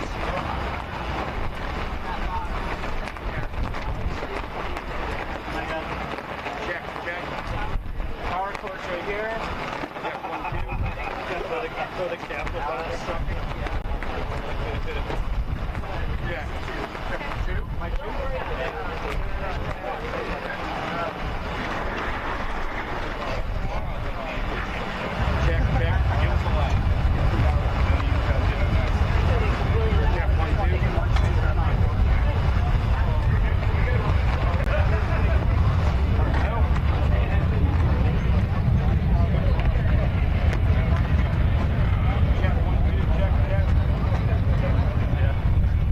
Okay, there we are. Well, we got at least a live mic. We're going to try to use this one as well to hope that it works. And we'll wait till we get the go-ahead from our cameraman.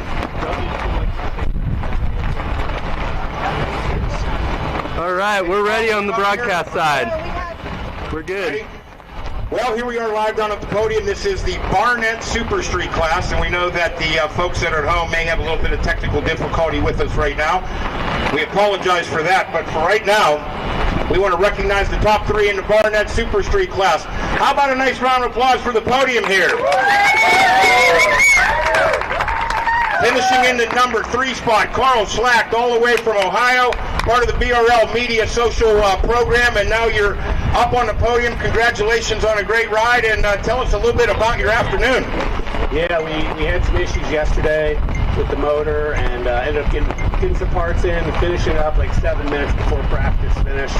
Got a qualifying lap in, and these guys are riding real good. We had some battles out there, so that was a lot of fun, and just pumped to be out here again this year, Rob, and thanks to Barnett for sponsoring this class. Yeah, it's just that was a wild ride, I'll tell you that.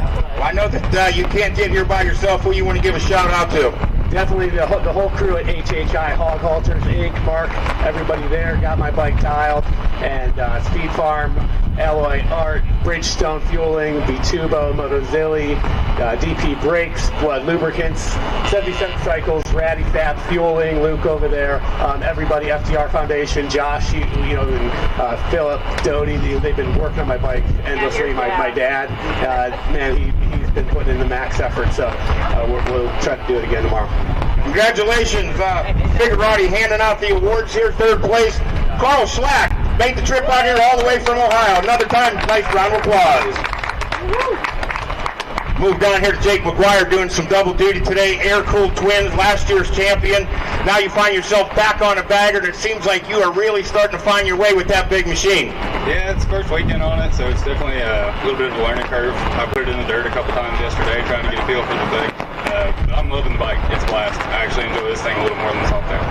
Well, I'll tell you what, it's great that you enjoy it. I know that, again, like Carl, you got a lot of sponsors that helped you get here. Let's make sure we give a shout out. Yeah, there were so many people that helped out building this bike. Harley Davidson Bowling Green, Death Metal Racing, Legend Suspension, Ultra Cool, Jeep Brakes, Revolution Performance, Fastline Track Days, RC Components, Speed Farm, Thundermax, just so many people. Advan Black put that new tank on there. Couldn't have done it without all of those guys. Well, congratulations. Let's make sure we get your award over here. Kerry from Figurati Designs hooking you up.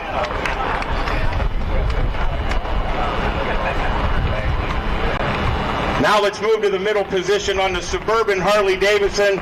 Brandon Foley, I know that motorcycles are not new to you, but road racing, now you throw your hat into the ring and you kick it off with a win. Right, I put a lot on the table for myself. I come from dirt. This is my first time on the pavement, so it's definitely a complete new learning curve for me. You know, what's the biggest difference? You talk about coming from off-road and the stunt world. Now you're coming out there on a controlled kind of environment. The start's important a whole bit. What was the biggest thing you had to get to trust in the tires. Just relying on the tires. The boys over at Bridgestone helped me out big time all weekend. Well, congratulations on picking up the win. You're the points leader in the Barnett Super Street class. Anybody you'd like to give a shout out to? There's so many people that made this happen. Joe and all the boys over at Suburban Harley.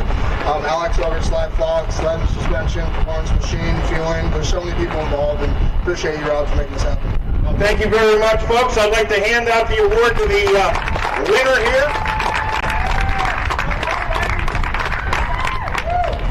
As they take their positions up on the podium, one more time, I ask you to give us a nice round of applause for the Barnett Super Street class.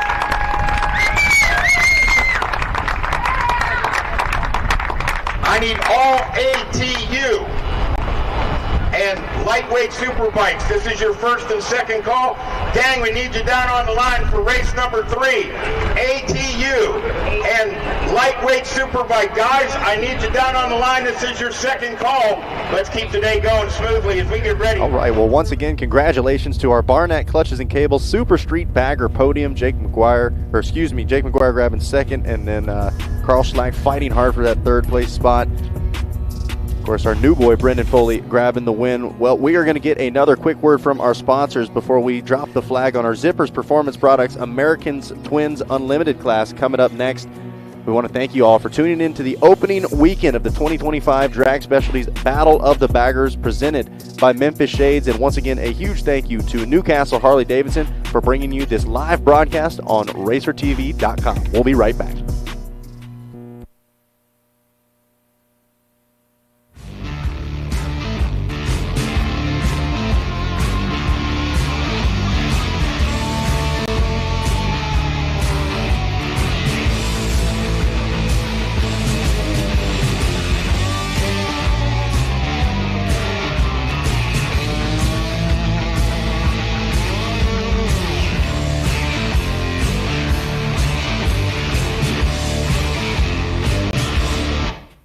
Bridgestone's reintroducing their Supermoto tires here in the United States and Canada.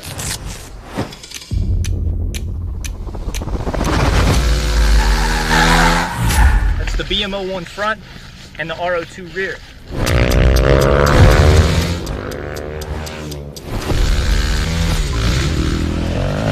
It's available in a 16.5 inch as well as a 17 inch configuration.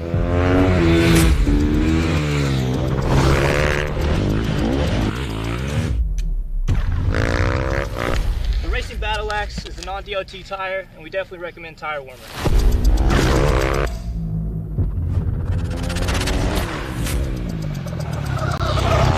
Time's the only thing in life that money can't buy, but you can buy Bridgestones.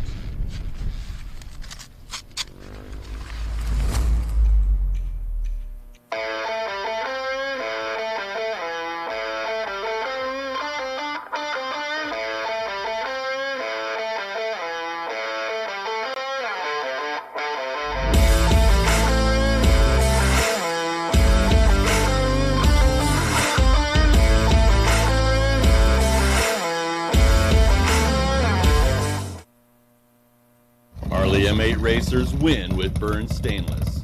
Their no-holds-barred exhaust systems are built for one thing, power. With smooth inlets and stepped pipes engineered to keep exhaust velocity high, they squeeze every ounce of torque out of your motor. Their iconic 2-into-1 collector feeds into a reverse cone megaphone for that signature growl and performance edge. Drag strip or road course, Burn Stainless delivers. Get yours at burnstainless.com. Make your mark with Memphis Shades, proud sponsor of the 2025 Bagger Racing League. From raw materials to the open road, our windshields and fairings are designed by riders and handcrafted in the heart of Tennessee. Whether it's cross-country or weekend rides, Memphis Shades lets you ride longer, look better, and enjoy every mile. Visit memphisshades.com to check out our full lineup and upgrade your ride today. Memphis Shades, style that works. It is the day of the specialist. Experts in a class conscious of every nuance. Focus rules. Our specialty is wheels, and wheels only. We respectfully carry the wheelwright legacy into our eccentric world by improving the rides of motorcycles and riders globally. We are proud wheelwrights, nothing more. We are Ride Right. Simple, solid, boundless.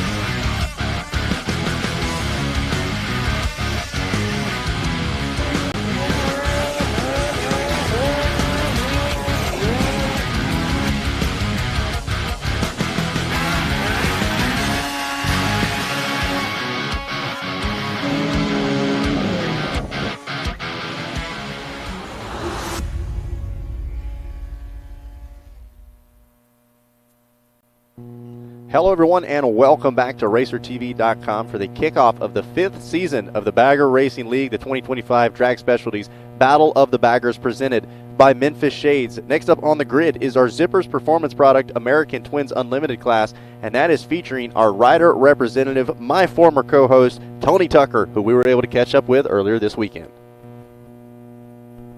All right, we're here with the 477 GP Suspension Tucker Speed Racer. Tony, I hate not having you in the booth, but man, it's good to see you in some leathers. You're back out on track. Yeah, it's a bummer to not be back in there with you this year. I'll kind of miss it a little bit, but I would much rather be back out here on the track. You know, we're dealing with some bike issues right now, but we're working through it. The team's got it handled. I did a session already this morning, and I feel really comfortable, so I'm happy with where I'm at already.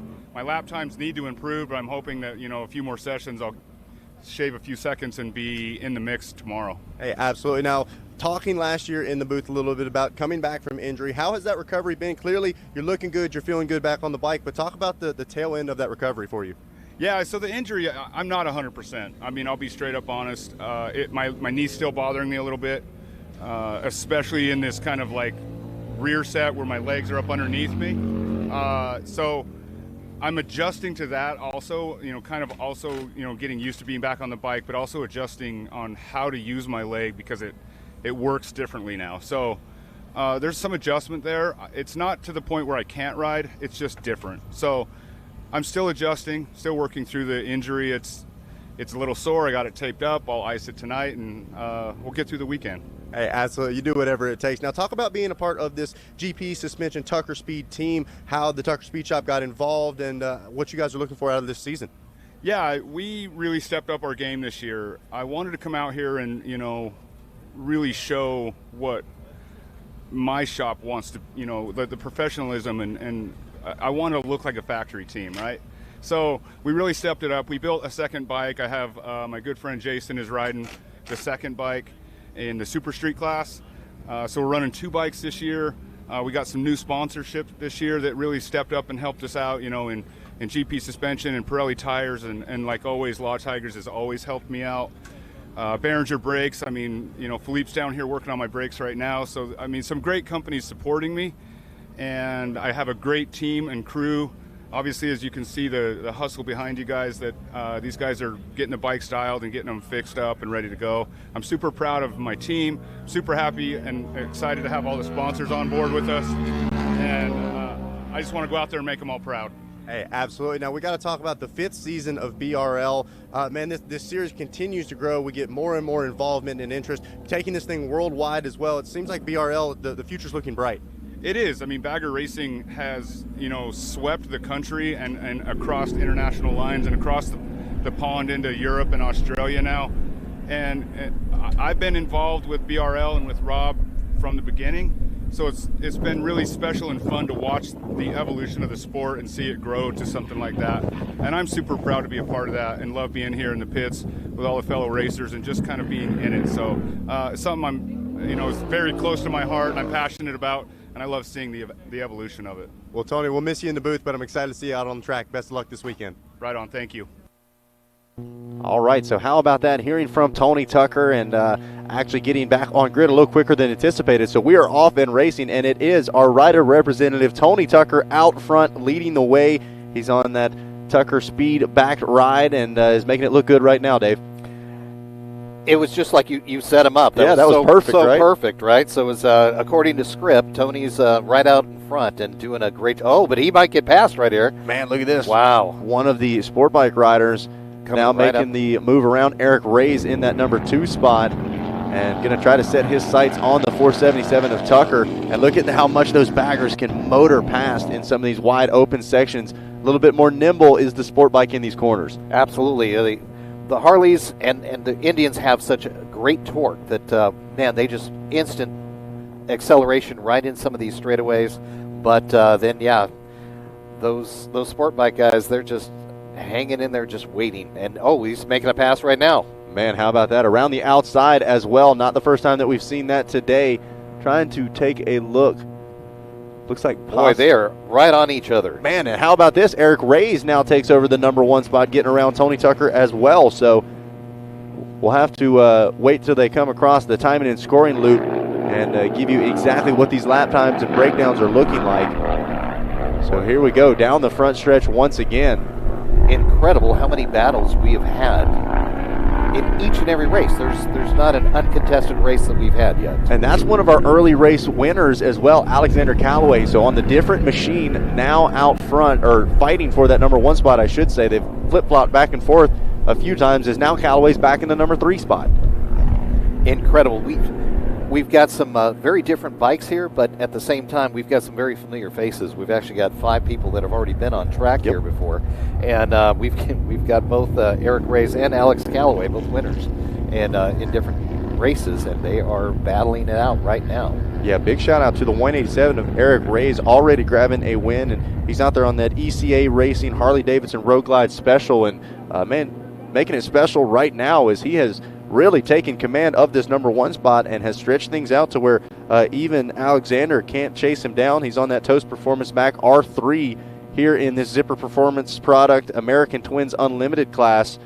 Of course, Tony Tucker still back there in that GP suspension Tucker Speed Harley Davidson, holding on to the number 3 spot. And then once again, we find Carl Schlack back out there on that Speed Farm HHI back number 8 ride. He was involved in that battle that came all the way down to the checker flag just a little bit ago. So a quick turnaround for some of these riders.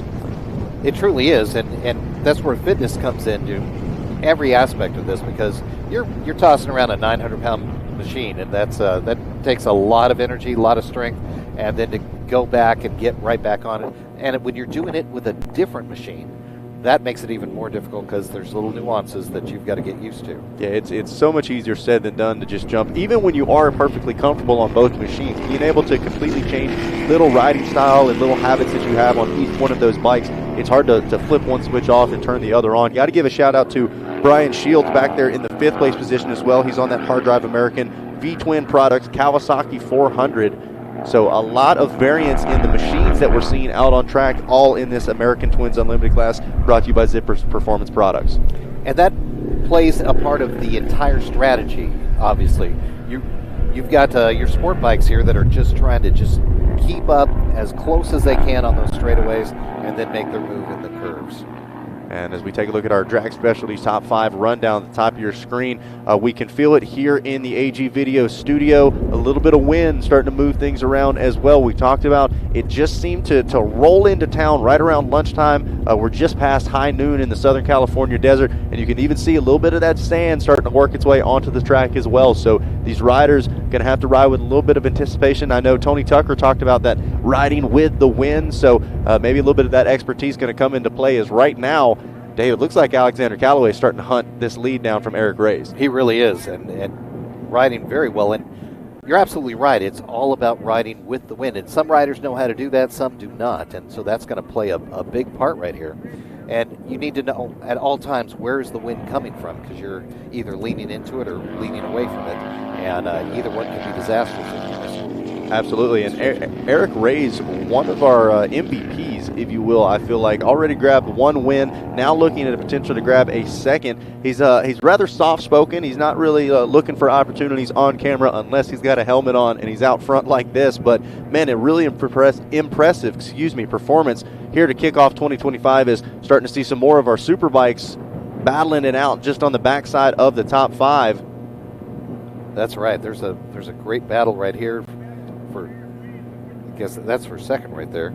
That's looks like that might be, I see the yellow leather, so that might be Carl Schlack. That's Carl Schlack. Yep, you're correct. So 4th, 5th, and 6th. Coming around. Yeah, those guys are trying to hunt Carl down right there. They're waiting for their moment and trying to position themselves accordingly.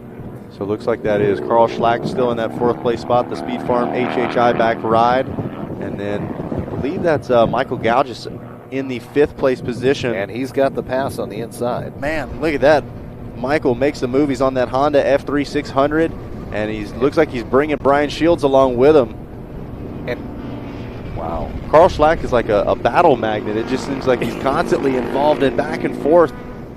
He is. He hasn't had an easy lap today. Exactly. So hasn't had an easy weekend. Been working through things just to get out on track, and now he's right in the center of this fight, trying to catch up to Tony Tucker. I'm sure they'd love to put this thing for the backside of the podium.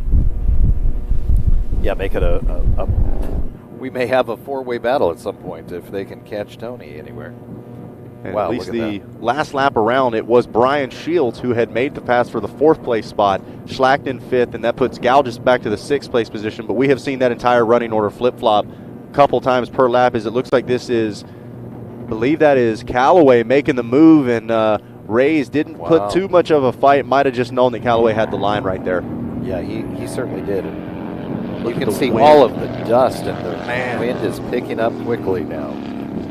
All the racing gods have said, you know what's too perfect today? Let's throw another obstacle out there. Yeah, you take a look at the last lap times. It was a 2:05.3 for Reyes, a 2:04.2 for Callaway. So had just a bit more speed. And man, look at this, blinding as they're out on track. I mean, this is some serious conditions here, and it was all calm just a little bit ago. And so it just shows how quickly things can change. And it's not like that all the way across the course either. It seems like some sections have really gusty spots. Others, it's a little more calm. Yeah, there's nothing consistent about this wind, and it's up and down and just hitting certain parts of the track where you've already got a blind corner in here on our crash course right here, but suddenly you've got a big sandstorm in the middle of another turn. It makes them all blind corners. So still watching that battle for 4th, 5th, and 6th. Brian Shields holds on to the number 4 spot for now on that hard drive American V-Twins Products Kawasaki 400, and starting to stretch things out just a little bit. Meanwhile, Carl Schlack now got a rear view mirror full of a Michael Gauges on that Honda F3 600. And looks like Schlack went a little wide there. I thought Gauges was going to be able to slide up the inside and make the pass happen. He was looking close. Yep. He thought he had the opening, and it just Carl closed the door on him just in time. So taking a look at our Bridgestone live drone here. So cool to have the over top, the eagle eye view, if you will, be able to see the way not only these riders are making their way around course, but the way they set these passes up so many corners in advance as the halfway signals come out. So riders really kind of starting to understand the certain line choices that the rider in front of them takes, starting to pick and plan where they're going to try to make a pass happen. All these riders have to be able to play chess and just plan well ahead on what they're making position choices 2-3 laps or 2-3 turns before they actually make the actual pass, which is pretty impressive that they've got to do that. Yep, and taking a look now, the Bridgestone live drone picking up that battle for the race lead as well. I got to give him credit. Eric Ray's not giving up and not letting Alexander Callaway run away with this one. Ray's, I mean, it is significantly difficult to try to keep that momentum on these baggers through the corners to comparable to a superbike like this. And so Callaway, I'm sure you can probably feel that Ray's is still back there. And taking a look at their lap times, a 2:08.7 for Callaway to a 2:10.8 for Eric Ray's on that last lap. So just a tick off of the pace, but seems like Ray's maybe tracking him down a little bit. He's making some time up. He is, and he's looking good. He's got a smooth line on everything. He's not tossed around by the wind, which is going to affect Callaway a little bit than it will Ray. So he's got him in his sights. He is looking him down and seems to be just cutting off a little more, especially in those long straightaways. Yep, taking a look right here, live time is scoring a 2:07.2 to a 2:07.8. So Ray's, he's still just a little off the pace, but now it's a matter of tenths, not a matter of seconds. Not to mention he's got a clear sight of Alexander Callaway. So we'll see whether or not that ECA Racing Harley-Davidson Road Glide Special can retake the #1 spot away from Callaway. And you can see how much he actually catches up during those long straightaways, and then just kind of loses it a little bit in those curves. Yeah, making their way through turn 5 right now. Watch, they're going to go through this little zigzag through 6 and 7, that blind type section of the track. We've got 2 that really stick out here, and then going to have a chance to open it up right now. Let's see what he can do, as now he is making up several bike lanes, it looks like, on Callaway. Headed into crash corner. This is where we've seen some of the mistakes happen as well. This is about the gap that we saw when Gilbert Collin went down. Gilbert's supposed to be in this class, Dave, our fastest qualifier, and unfortunately not able to make the grid. Yeah, just one little mistake can ruin the whole day, and especially right there in crash corner.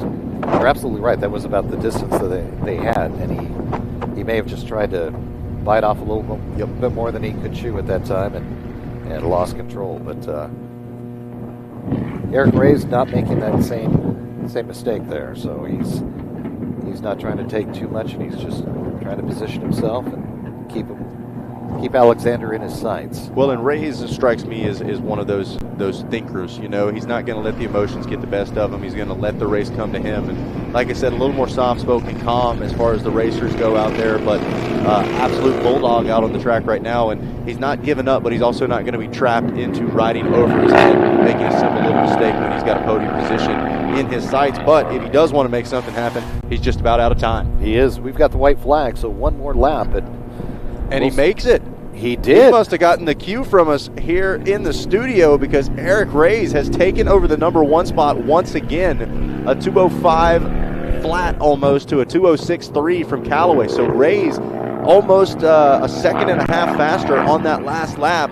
And now he's putting distance on the 76 of Callaway. That is incredible. I don't know if that's, how much of the wind is playing a factor there, or just smooth riding. You can see that he is just smooth in each and every turn. Yeah, I mean, really putting this Chuckwalla Valley Raceway together. We talk about the momentum aspect of it. It seems like Ray's has just got his points picked out, and you can tell, though, Callaway does not want to give this thing up. Let's see, Ray's going to really open up the throttle, try to put a bit of space between himself and Callaway, and he does just that. He does. Beautiful show of power from Eric Ray's and that ECA Racing back Harley-Davidson. Through crash corner for the final time. Let's see. No simple little mistakes. Callaway knows these tight corners are to his advantage. Yes, they are. Just not quite enough. Nope. Trying to position himself for that last second pass. Oh, here we go. He's getting a little closer. He's coming up. And only going to have about 1 or 2 more straightaways where Ray's can really let this power work for him. So he's going to have to do everything he can to try to carry that momentum through these corners. Look at the way Callaway is just able to make the gap disappear. Is he going to take the long way around? He is. On the outside. Great pass right there. Let's see what Ray's is able to do. I don't know if he's going to have enough time to make the pass back. coming down to the final couple of corners here in this Zipper Performance Products American Twins Unlimited. 2 corners left to go, Dave. He's coming around trying to answer. It's going to be a drag race to the finish. Who's it going to be? Ooh. And that's going to be a photo finish. Wow, that is a photo finish. We're going to have to wait to see here. And look at that, timing and scoring updates. Eric Ray is going to make the pass at the line and going to grab the win by 1/10 of a second over Alexander Callaway. What an amazing race. Wow. I mean, just when we thought we had seen it all, the 2 riders enjoying that battle, the checkered flag out, and it shows that Eric Ray crossed the line first, just in front, basically beside Alexander Callaway. What a finish. Quietly, but a great ride for Tony Tucker, going to cross the line in the number 3 position. Great to see him back out on track and getting a podium spot here in this Zipper Performance Product American Twins Unlimited. Man, what a finish, and you can see that wind really picking up out there. Got to think that played a little bit into the role of the way this race shaped out. Really seemed like it, especially blowing around the sport bike, certainly more so than the bagger. But what great racing. You've got 2 different philosophies in bikes, and obviously the riders are going to have to follow along those philosophies, and they followed it to a T, both riding optimally for all 7 laps, and just the bagger coming out on top by 1/10. Man, I mean, incredible. Absolutely impressive. Eric Ray's on that ECA Racing Harley Davidson Road Glide going to grab the win. It will be the 76 of Alex Callaway on that Toast Performance R3 grabbing second place, and Tony Tucker on the Tucker Speed-backed Harley Davidson rounding out the podium. Let's take a look at our Alpine Star Rapid replay as to how things went down in this Zipper Performance Product American Twins Unlimited. Look at the start from Carl Schlack. This guy is lightning off the line every time. Beautiful start right there, just up through the middle and just took over. But it didn't take long until all the others came around and took over the lead. And wow, what a battle we had all 7 laps. Man, absolutely incredible. Tony Tucker, had that lead just a little bit after taking it from Carl Schlack. And then we saw Eric Ray's jump out front, but he brought Alex Callaway along with him. And these 2 separated themselves from the rest of the field, but they were glued to each other. Didn't seem like it mattered. Good lap, bad lap, they were almost matching identical all race long. And it was just so incredible that just obviously the different philosophies. We've got the bagger that's just got so much power in those straightaways, but then taken over by the sport bike in all of those turns. Came down to the white flag, a couple of bike lengths separating 1 and 2. Alexander Callaway trying to make something happen on that R3, takes the long way around, and we thought that might be all she wrote, but Eric Ray's, that's why you don't give up until you cross the checkered flag here at the Bagger Racing League. A drag race to the finish and just barely gets him at the line. Incredible shot from our Bridgestone live drone as Eric Ray's puts that ECA Racing Harley Davidson on the top spot. Man, that might be my highlight of the weekend so far. That was incredible, and you kind of wonder, did Alex Callaway actually know how close Eric Reyes was and that he was coming up right behind him? Because he seemed to have some space there as he came around that corner, and wow, just Eric Reyes just blew by him. Incredible. Eric Reyes grabs the win. Alexander Callaway in that second place spot. Tony Tucker going to round out your top 3. A solid run from Michael Gouges crosses that line in the 4th place spot just in front of Carl Schlack. Brian Shields, Gilbert Kahn, Joe Sanderson, Jason Owens, and Vincent Wilson rounding out your Alpine Stars top 10 from that Zippers Performance Product American Twins Unlimited. And man, I cannot wait to hear what these riders have to say. We'll be kicking off our podium celebration when we come back. First, going to grab a word from our sponsors for the 2025 Drag Specialties Battle of the Baggers, presented by Memphis Shades, and our live broadcast brought to you by Newcastle Harley Davidson. We'll be right back.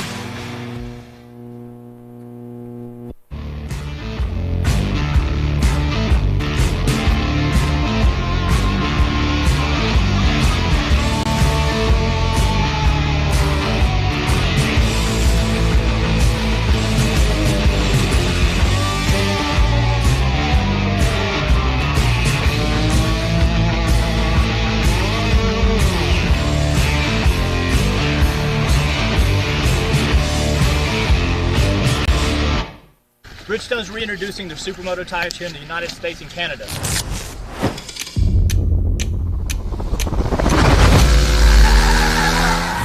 That's the BMO1 front and the RO2 rear.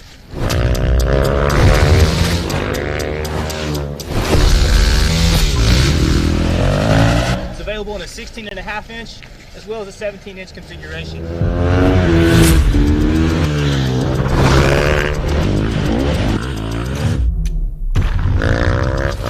The Racing Battle Axe is a non-DOT tire, and we definitely recommend tire warming.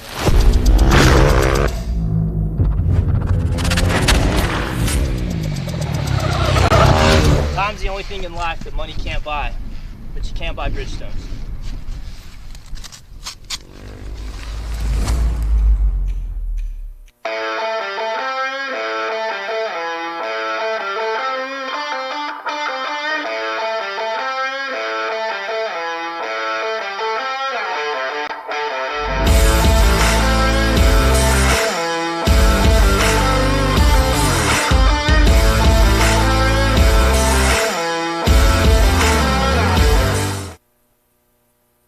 M8 racers win with Burns Stainless. Their no-holds-barred exhaust systems are built for one thing, power. With smooth inlets and stepped pipes engineered to keep exhaust velocity high, they squeeze every ounce of torque out of your motor. Their iconic 2-in-1 collector feeds into a reverse cone megaphone for that signature growl and performance edge. Drag strip or road course, Burns Stainless delivers. Get yours at burnsstainless.com. Make your mark with Memphis Shades, proud sponsor of the 2025 Bagger Racing League. From raw materials to the open road, our windshields and fairings are designed by riders and handcrafted in the heart of Tennessee. Whether it's cross-country or weekend rides, Memphis Shades lets you ride longer, look better, and enjoy every mile. Visit memphisshades.com to check out our full lineup and upgrade your ride today. Memphis Shades, style that works. It is the day of the specialist. Experts in a class conscious of every nuance. Focus rules. Our specialty is wheels, and wheels only. We respectfully carry the wheelwright legacy into our eccentric world by improving the rides of motorcycles and riders globally. We are proud wheelwrights, nothing more. We are Ride Right. Simple, solid, boundless.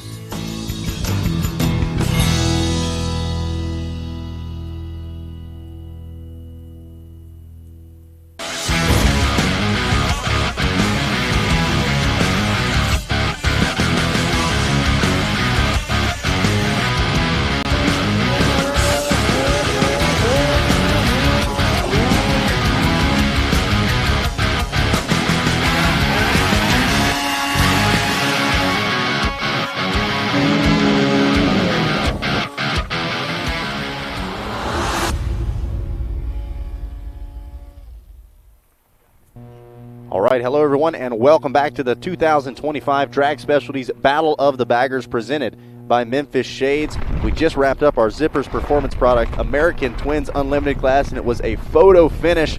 Let's send things down to Rob Bidas standing by with our podium. All the crew down here. We're down here in the ATU class. Finishing into number 3 spot for the second time today. Let's say hello to Mr. Carl Slack. Congratulations, dust kind of came into it, right? Yeah, that wind and then the dust picked up. You don't know about that wind on the track, but yeah, definitely, there's a big thing for safe out there all weekend.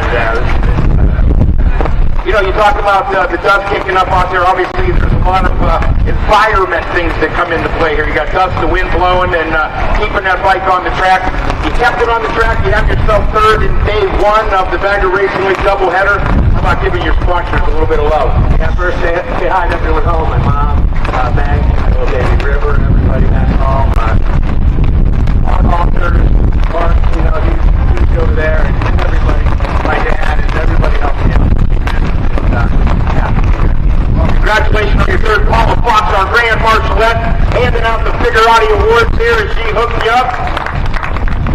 Little hug from the thing. Carl Slack, everyone, third here.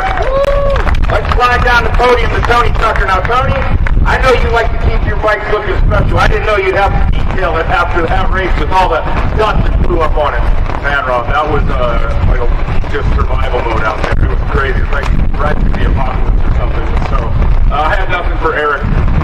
He kind of checked out and the wind picked up and there was dust.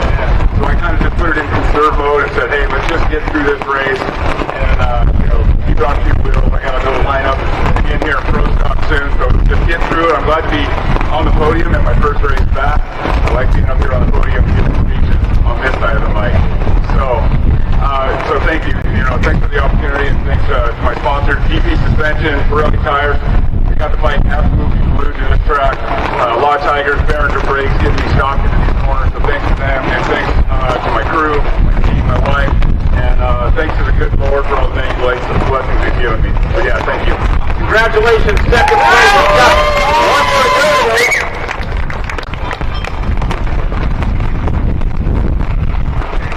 One more time, how about a nice round of applause for Mr. Tony Tucker, Eric Williams, back in the middle again. Now your mom knows what you do for a good time. She comes out here and sees you pick up your second win. Congratulations on that.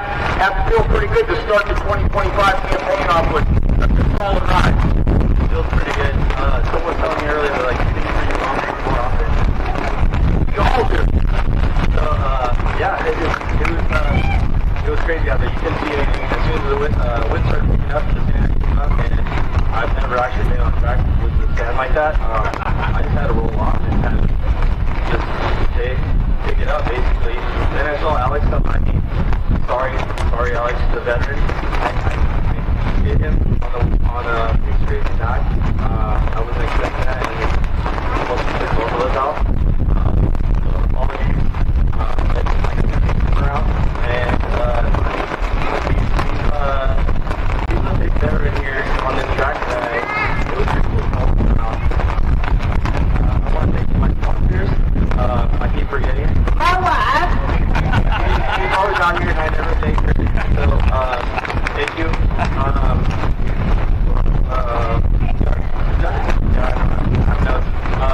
Dunlop, I forgot to thank them. They're out here. They're checking my tire pressure with me. They're really good. I'm putting down.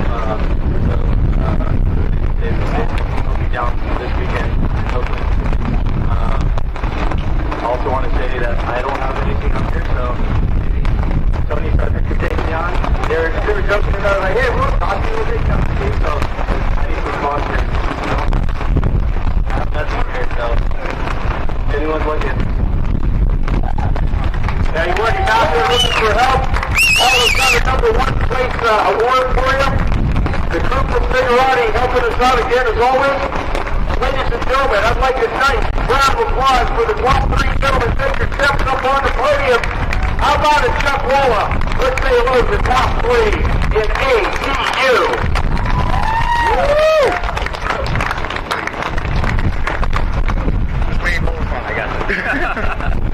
All right, so just like that, all we've got left is our Pirelli Pro Stock bagger and our Andrews Products Bagger GP, the main events of our day. And man, this is going to be exciting. Everybody talking about trying to bring down the number one of Ruben Zaus. We thought, well, let's talk to the number one, see how Ruben's feeling to kick off 2025. All right, here it is, the man everybody's going to have their eyes on here in 2025, our reigning Bagger GP champ, Ruben Zaus. Ruben, how you doing, man? I'm okay. Back here in U.S. is always nice. Weather is good here at the desert and ready to go. Hey, absolutely. It's going to be an exciting season for sure. Talk a little bit about the improvements you guys have made from the tail end of last season to the start of this year. I said just a little bit earlier, you guys, even when you came out on top, we're always striving to try to find a little bit more comfort and a little bit more speed. How do you feel like you guys have got things set up in 2025? Well, at the end, we started that project as an improvement of parts that I just knew from Europe, from MotoGP and Superbikes, and we implemented those parts into our bike, and now those parts now are just parts for the market, okay, for the standard series and for people that use the bikes on the street every day. So it's kind of a bench of racing, just to move forward to the street. So always we improve the bike, always doing better and better, and it's always going to be like this. You can never stop up and just relax yourself and into a coach. We won the title last year. We got number one. We want to show up here we've got a busy year because we're doing also BRL Europe. Thanks to that situation, because with Rob we said we need to move that on board, and thanks to my just push with him and develop that situation in BRL Europe. Also now Australia is moving on forward, and I think many of the countries worldwide will like to just set up a competition like that. So 23rd, 25th May in Cremona, starting the series. We have already half of the grid inscriptions done, and then hopefully we can have a full fitment for that event. Well, Ruben Zal's not only looking for success here in the U.S., he's ready to take it worldwide. All right, great stuff there from Ruben Zaus and the entire fueling crew there. We were actually able to catch up with Luke Leatherman talking about the fueling products that they have on Ruben Zaus's bike and how you can upgrade your ride with those exact same products. All right, here we are with Luke Leatherman with the #1 fueling team here. You're coming fresh off a championship, but it's a brand new season. How are you guys feeling coming into the new year? Hey, we're excited to be here. We're out here at Chuckwalla Raceway. We've swapped out the 111s for just a one, and we're excited to get out here and defend it. The motorcycle kind of went through a rehab over the wintertime. Got a fresh, fresh heart in it, and some new transmission parts. And we did a little bit of homework through the off season and developed a couple new things. So we're hoping to get out there and showcase it. Yeah, that's one thing. Even when you guys were out on top, it always seemed like you were looking for ways to innovate and continue to improve upon the machine. Are there big strides that you could have made? You had such a dominant performance last year. It's hard to think that there's really more steps forward that you could take. But have you been able to find a little bit extra in 2025? Well, Ruben's not going to just sit back and take the same O. So he's been grinding away over in Europe, working on the BRL Europe series, but trying to incorporate some of the MotoGP World Superbike pieces and parts on the Flying Pig here. So yeah, we're excited to see what's going to happen. Do you think we're going to be able to back up that #1 again this year? Absolutely. Love to hear it. Well, Luke, thanks for the time here. Best of luck to you and the entire fueling crew. Appreciate it. Thank you. Love to hear the confidence that they've got over in that fueling tent, and deservingly so. An absolutely impressive performance last year. And another rider with an incredible performance last year is our undefeated Pirelli Pro Stock champion of Cody Gilmore, who is now stepping up to try to take down the #1 in our Andrews Products Bagger GP class. We were able to catch up with Cody Gilmore. We're here with the 374 of Cody Gilmore on the Suburban Motors Harley-Davidson tent. Cody, you're our reigning champ in that Pro Stock class, but now you're jumping up with the big boys in Bagger GP. An undefeated season in 2024. It's going to be pretty hard to back that up this year. Yeah, it's going to be way tougher this year. So definitely got a lot of competition out there, and racing the defending champion in that class last year, which was Ruben, is going to be a tough challenge, but we'll try making it happen and seeing how I can go. So it was a little rough today and trying to get some bugs worked out, but hopefully we can keep picking up some speed throughout the weekend and see where it goes from there, What's been some of the challenges moving up to that Bagger GP class? You showed a lot of speed and consistency last year. Anything kind of catch you off guard?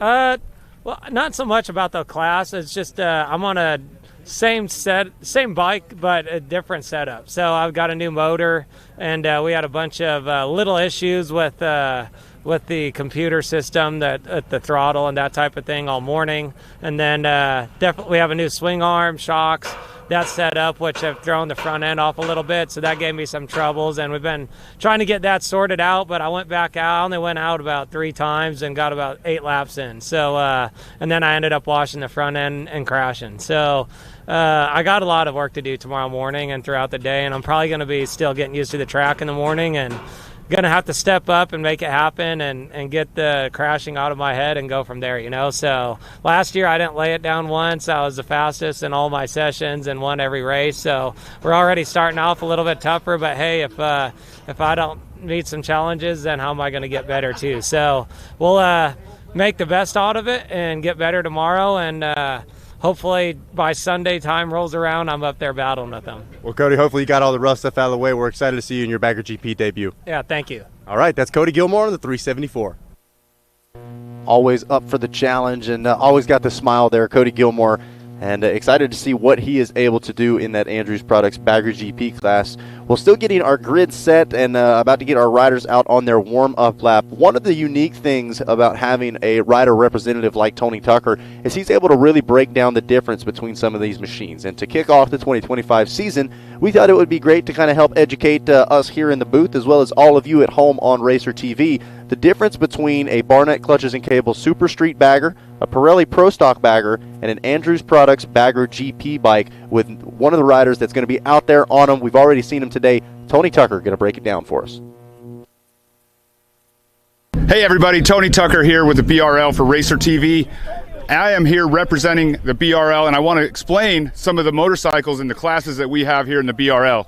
What I have in front of me is I have a Super Street motorcycle, a Pro Stock motorcycle, and a Bagger GP. And I want to tell you a little bit about the differences. So let's start up here with the Andrews Bagger GP class. This is a fueling built motorcycle piloted by Ruben Zaus. This bike really has no limits to it. Some of the limits are 131-inch motor. You can put a turbo. You can go supercharged. But there's also a lot of uses of very exotic parts, carbon fiber, titanium, a lot of parts from the sport bike world being pushed over here into the V-twin world and blending the lines between the two. And this class is the cutting edge of bagger racing in the United States here. So this bike has, like I said, a lot of ground clearance, a lot of braking power, inverted front ends, quick shifts, high-end electronics, a lot of stuff that you can do into this. The only thing that holds you back in this class is your wallet. So let's step back and take a look here at the Pirelli Pro Stock bike. This happens to be my personal bike. I pilot this bike myself. You can see here, compared to Ruben's bike, some of the differences are conventional forks. We can still run a 131, but you cannot run turbo or supercharge in this class. And a few less accessories, a few less add-ons, a good stepping stone into the Bagger GP class, but still a very well-equipped motorcycle. So, and the last bike in the lineup here, this is a motorcycle that was built by Suburban Motors Harley Davidson, and this is this. You can pick it up. Pick it up. Yep. What was it? What was the sponsor again? Barnett. Yep. And this is the Barnett Super Street class. So this bike is an entry-level class, if you will, if you want to call it that. This is an affordable class, a class that every guy that is watching this on YouTube or seeing it on social media and wants to get out here and race can get out here and build one of these motorcycles. Some of the limits on this bike is 117 cubic inches, stock swing arm. You cannot do inverted front ends. You're limited to +4 on the suspension. You have to run an interfering. So it's a very limited class to make it affordable for you to get out here, take your street bagger, do a few modifications out onto it, and come out here and race with us. And, more guys on the grid is a good thing. So if you're thinking about it, I would encourage you to take your bike, do a few modifications, sign up for the Barnett Super Street class, and come out and race with us. So I hope this explains and shows you the differences in these classes. And I hope you enjoy the racing. Thank you. All right, thanks, Tony. Well, let's send things back down to the podium as Rob Bidas stands by with our lightweight superbike class. Thanks a lot, everybody. We're down here with our second to last podium of the day as we have three of the sport bike riders down here. Finishing third, made it a trip out here from Ohio, the big drive, made it all work by landing on the podium. How about a nice round of applause for Brian Shields? Welcome back out here. It's good to have you. Thanks, Rob. It's good to be out here with the BRL and your inaugural race this season here at Chuckwalla. Super excited to be up on the podium. I've never ridden this bike before. We entered it late. The Bridgestone tires had the thing stuck to the track, and we're excited about the podium position.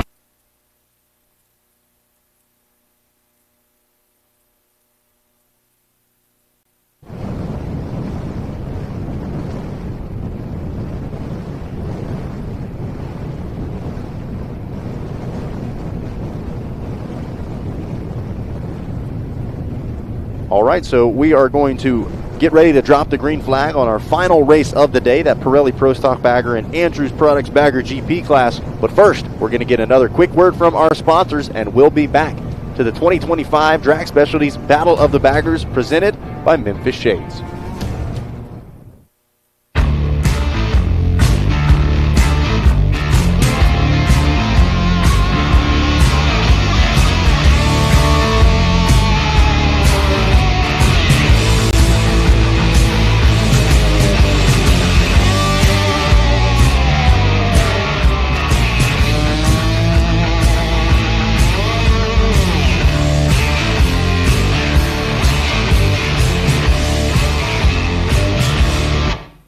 Bridgestone's reintroducing their Supermoto tires here in the United States and Canada.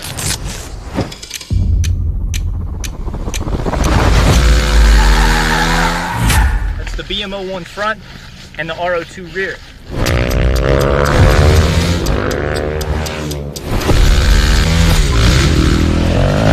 It's available in a 16.5 inch as well as a 17 inch configuration.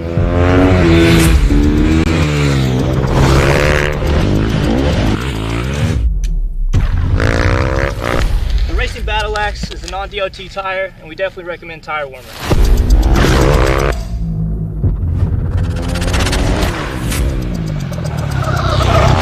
Time's the only thing in life that money can't buy, but you can buy Bridgestones.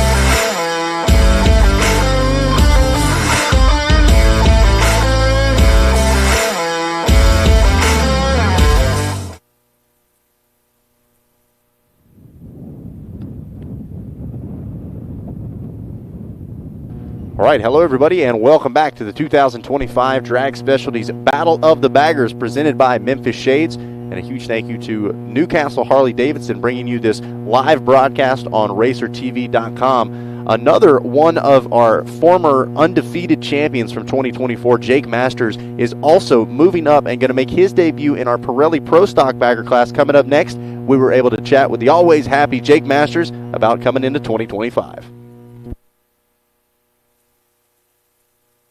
All right, here we are with our reigning champ from the Super Street class last year, undefeated, now moving up to the Pro Stock class, the number 9 of Jake Masters. Jake, how we doing, man? Doing really good. Stoked to be back racing. I was honestly super eager all week to get out of here. I'm super keen to be riding the new bike.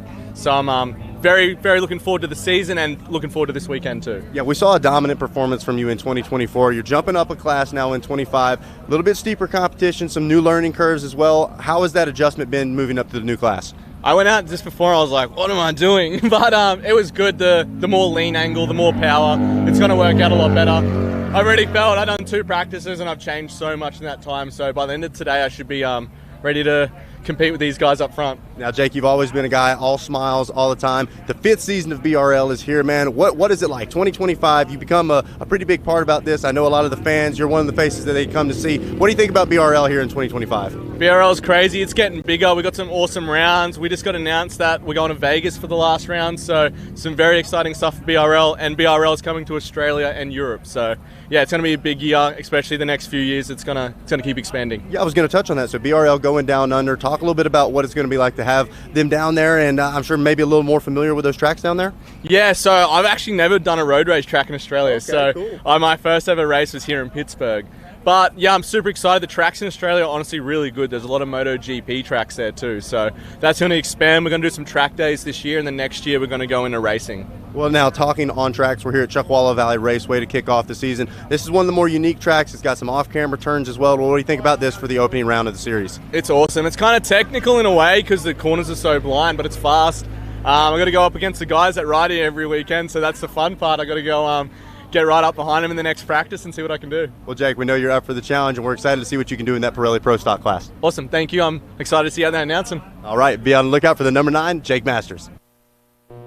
Jake, always one of the fan favorites, smiling, having a good time. And, yeah, he talked about having to go up against some riders with experience out here at Chuckwalla Valley Raceway. One of those riders considers this a hometown race for him, and he's back with us in 2025. Youngblood himself, the 951 of Clay Braun. All right, we're here with the 951 Frankie Dean Racing Youngblood Collective racer, Clay Braun, Youngblood himself. Man, how are we feeling? You had a smile on the face. You were feeling confident after those practice laps. What do we think about the opening weekend of BRL? It's just beautiful, man. We're so happy to be here. You know, Frankie Dean Racing, Youngblood Collective, we're out here spreading the word for awareness and having fun. Dude, sweet, nasty speed. Track's good. It's not too hot. I'm sweating, you know, in a leather suit, but it's beautiful, man. Me and my teammate Tony ran, you know, our personal best in practice, so this weekend's going to be sweet. Look out for us, dude. 951 and 12. There it is. I don't think you can say much more than that, but we got to touch about this team. You guys don't always just go fast. You make sure you look good as well, man. This bike is beautiful. 100%. So style's kind of my thing, man. I like to stick out like a sore thumb. Cheetah's my get down dude. My mom dressed me in cheetah since I was a kid, so blame my mom for, I guess, my sweet taste. Hey, there's no blaming. We love it. We're going to thank Mom if we ever get to meet her. But let's talk about Chuckwalla Raceway, man. A beautiful course, got some technical aspects as well. What do we think about the track? It's beautiful. This is my home track, so I've had a lot of hours and a lot of crashes, a lot of time spent here. This is where I started my race career, so it's going to be fun. It's beautiful. It's going to be having fun with the homies, party on Harleys. Hey, absolutely. Now, we didn't get to really see you fight for that title last year in 2024, but it's a new season. The confidence is clearly there as well. Do we think we're in the fight for this thing? It's #1 plate will be mine. I love it. No question about it. Well, Clay, let's get back to it, man. Best of luck. Thank you. Yes, sir. Clay Braun on the 951. Watch out for him. Clay, always so much fun to talk to, and we are just about ready to throw the final green flag of the day. Going to grab one more quick word from our sponsors, and when we come back, we'll be dropping the flag on our Andrews Products Bagger GP and Pirelli Pro Stock Bagger classes. This is the 2025 Drag Specialties Battle of the Baggers presented by Memphis Shades. We'll be right back.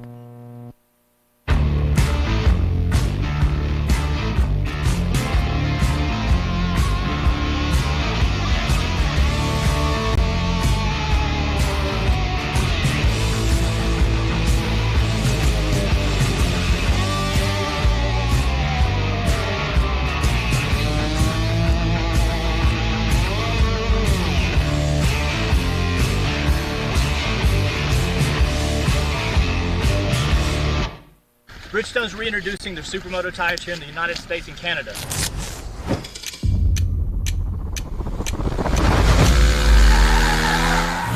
That's the BMO1 front and the RO2 rear.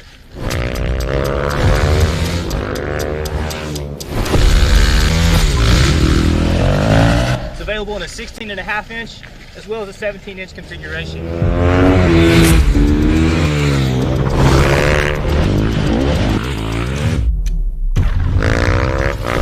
Racing Battle Axe is a non-DOT tire, and we definitely recommend tire warmer.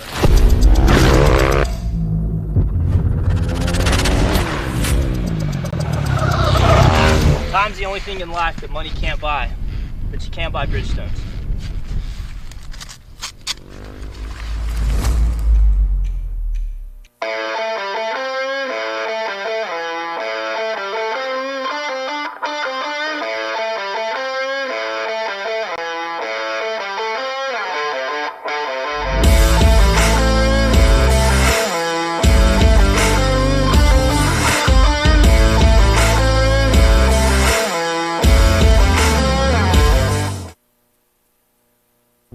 All right, hello everybody, and welcome back to the 2025 Drag Specialties Battle of the Baggers presented by Memphis Shade, and this live broadcast on RacerTV.com brought to you by Newcastle Harley-Davidson. Zach Herron alongside Hollywood Dave Dildine for the final race of the afternoon, our Pirelli Pro Stock Bagger and Andrews Products Bagger GP classes. Dave, I mean, the way things have been going, it seems like every race the finishes have gotten a little closer and a little closer. That last race was a 1/10 of a second, the difference between first and second. I don't know how much closer they can get. It's been incredible racing all day, and each race has gotten better and better, and also, coincidentally, the wind has gotten bigger and bigger every single race, and for this last one, we've got some decent gusts out there, so it's going to be interesting to see how our riders are actually able to compensate for the wind, to use the wind to their advantage, and to make sure that it doesn't take them out. Yeah, and that's a big part of it, finding a way to use the wind to your advantage. Tony Tucker talking about learning to ride with the wind rather than working against it. So really going to be interested to see whether or not that man right there, Ruben Zausch, your reigning Bagger GP champion, is going to be able to make things work for him as getting the final bit of preparation underway before we drop the green flag. Once again, want to thank all of you here on RacerTV.com for tuning in. Make sure you guys are following along and subscribing to us on Racer TV, bringing you all racing all the time. Of course, a big shout out to all the folks over here at AG Video helping us put on this production. This is definitely something I think the fans at home have been wanting to watch for a while, and top-notch coverage here this weekend. You know, this is the 5th season of Bagger Racing League, and it is obvious that it is really come to an amazing state where we've got races of this quality and some competitors that are so good. It's impressive. And you know what? Any of these races has been anybody's race from the beginning. Yeah, it's been so hard to really tell, and like we talked about earlier, so many new names jumping up into different classes. Cody Gilmore moving up from Pro Stock to this Bagger GP class. I definitely think he's one to watch. And then Jake Masters making the move from Super Street up to the Pro Stock class. So we've got some familiar names, but in new classes as well. You see the 477 of Tony Tucker going to be out there in this one as well, and then the number 9 of Jake Masters, formerly the number 51. He's going to be looking to make some statements early in this one as well. Danny Spina on the 199 picking up some new sponsorship that's going to allow him to take a bit of a breath of fresh air, not have to worry about the finances quite as much, and know he's going to be able to run the full BRL season with us. So there's a lot of confidence coming into this weekend. Ruben Zaus, I do believe, grabbing your number 1 qualifying spot. So Zaus clearly not lost any speed over the offseason, looking to pick up right where he left off. Very familiar place for Ruben, and so he's going to be right out there out front. But he's got people on his heels that are looking to take the champion down. Absolutely, and got to give Danny Spina a shout out. I believe he was your fastest qualifier out of that Pirelli Pro Stock Bagger class. So just in front of Clay Braun, young blood, who we talked to just a little bit earlier. Another rider, he was recovering from a crash at the start of the season last year, wasn't able to race with us for almost all season. I think he came out for our season finale, but man, he's got an atmosphere around him. He's got an energy that's hard to touch. He's always very positive, and you heard him say it, that number 1 plate will be mine. So the confidence clearly there as well. He's got one heck of a teammate as well, Tony Salima on that number 12, looking to try to steal away some positions as well. Clay Braun and Tony Salima qualifying 2nd and 3rd out of that Pro Stock Bagger class, 3rd and 4th overall. So Masters just behind that. Cody Gilmore, who we talked to a little earlier, said he still had some things to work out, was still adjusting a little bit, had a tip over yesterday in practice, and he qualifies in that 6th place overall spot, 2nd out of your Andrews Products Bagger GP class. So not a lot of time separating our top riders, but really excited to see them all out on track at the same time doing battle. You know, Clay Braun and Anthony Salima are actually teammates with the FDR Shark Law motorcycle team there, and so they get to go against each other. Really an advantage where you're working, you're learning lines, and you have very tough competition on your own team, and it allows you to, as iron sharpens iron, you get a lot better. So and watching right now the grid walk going on, so this is an opportunity for the fans here at BRL to get up close and personal, take some photos of the machines, take photos maybe not with the riders, they're kind of in race mode right now, but you can hang out on the grid, you can check out those machines and really get a sense of the seriousness. We talk a lot about lightheartedness and happy vibes and stuff like that. It is very serious down on the starting line. There's a lot of risk getting put into this. We've seen a couple of riders take some spills this weekend. Tony Tucker, though, always one for the fans, taking some photos right there on the grid. That's why he's a favorite.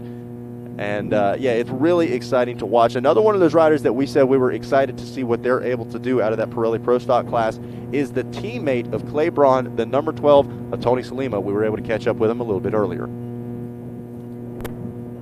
All right, we're here with the Frankie Dean Racing Youngblood Collective, number 12, Tony Salima. Tony, it's a new season. Everybody's tied on points. How are we feeling coming into the opening weekend? Oh, freaking great. Me and Clay were just out there on the track doing some practice laps and running some heaters. So we're looking forward to this weekend and dropping some seconds off our times. And, yeah, this is great, man. Great weather. Great people, so we're stoked to be out here. Can't ask for anything better. Now, talking to you guys about this Chuckwalla Raceway course, you said there's a couple of these sections. We've got crash corners. A lot of patience going to have to be shown this weekend. Do you think that's a strong suit for the number 12? Yes, there's not going to be much patience except for that corner. But yeah, we're gonna. This is a momentum track. It's a speed track, and we're gonna give it all we got. You know what I mean? So we're stoked to be out here. The FDR Foundation. Frankie Dean Racing, and yeah, everybody's it's an awesome team, and we're stoked to get out there. Yeah, you guys seem just as much like a friend group and a family as much as a race team. Talk about the start of a new season, a fresh start. You had some really strong runs towards the tail end of the season last year.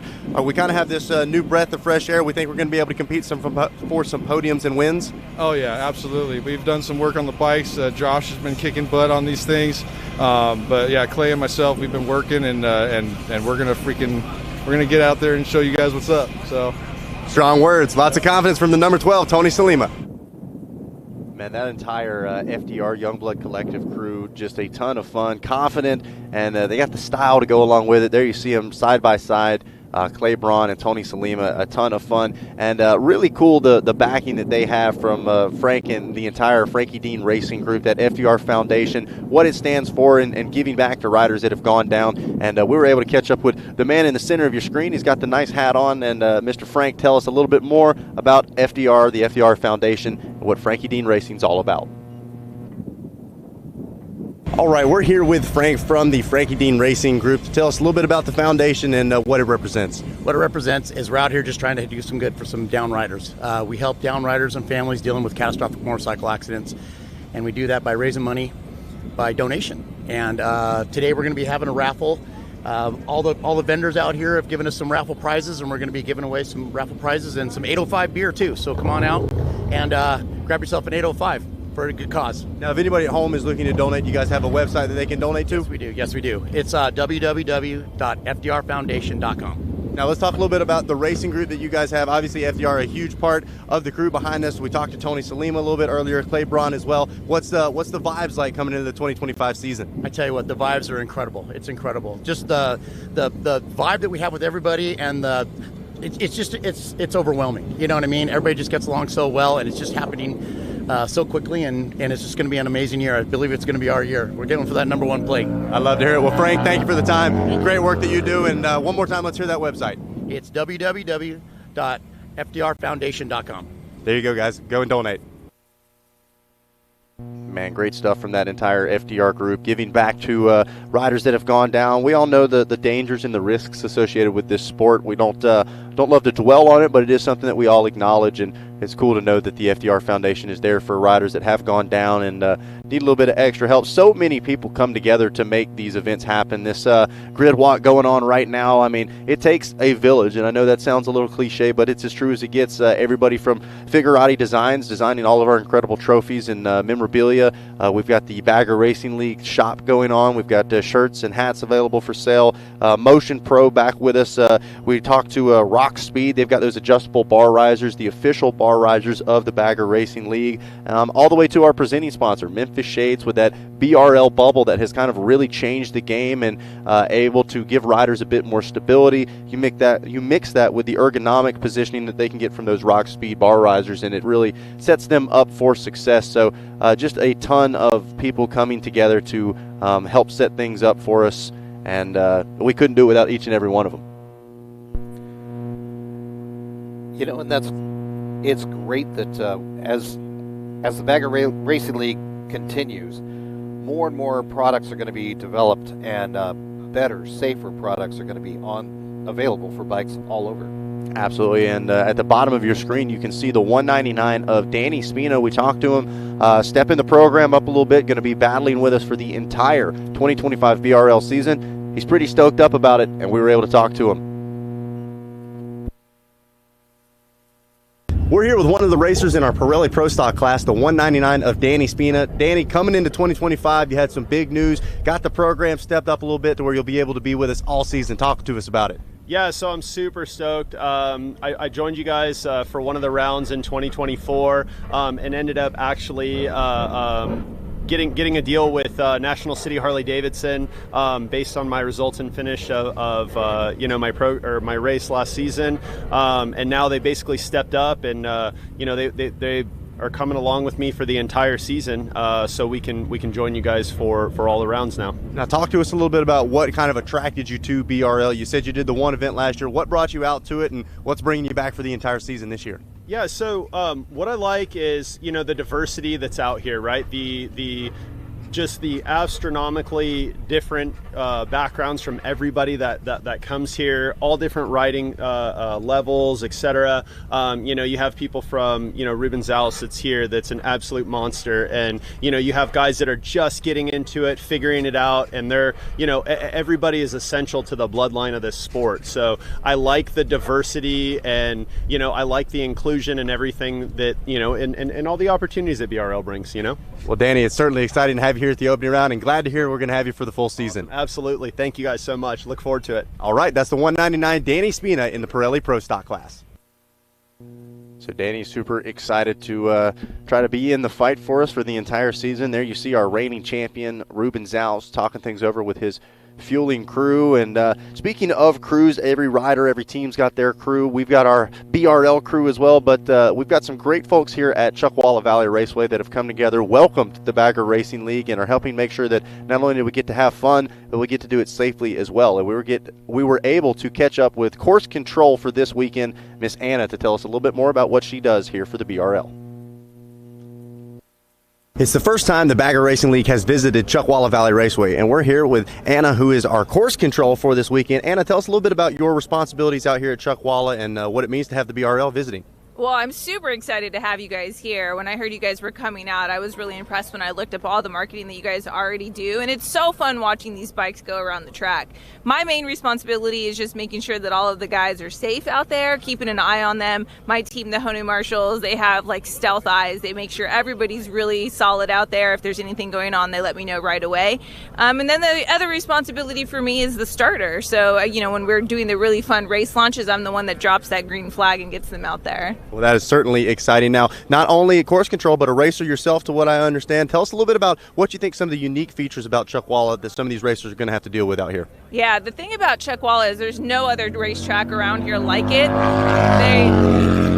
It's a momentum track, so it's really fast, and so a lot of racers that have never been here before really underestimate how much speed you can carry through every turn. So once they start getting used to pushing the front end and running out all of the turns, they're going to see how fast Chuckwalla really is. Now, another one of the unique features we've heard about is this crash corner. Tell us a little bit about that and what makes it so interesting of a spot here at this course. Well, it's interesting because it's an off-camber blind turn, and so whether you're going clockwise or counterclockwise, either way, it's a blind turn off-camber. And so if you don't hit your mark precisely, you're going to be out there in the lava. So that's what gets a lot of the racers. Now, you bring up a nice point as well. We're going to be running the counterclockwise direction out here. Is there a favorite way that you have that this course runs, clockwise, counterclockwise? You think one's more difficult than the other?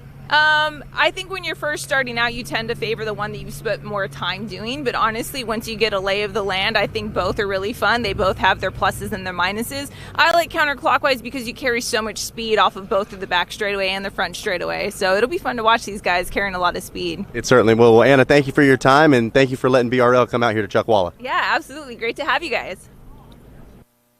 All right, so cool to see how the Chuckwalla Valley Raceway have welcomed us in, and seems like they're genuinely excited to have Bagger Racing League be a part of Chuckwalla as well.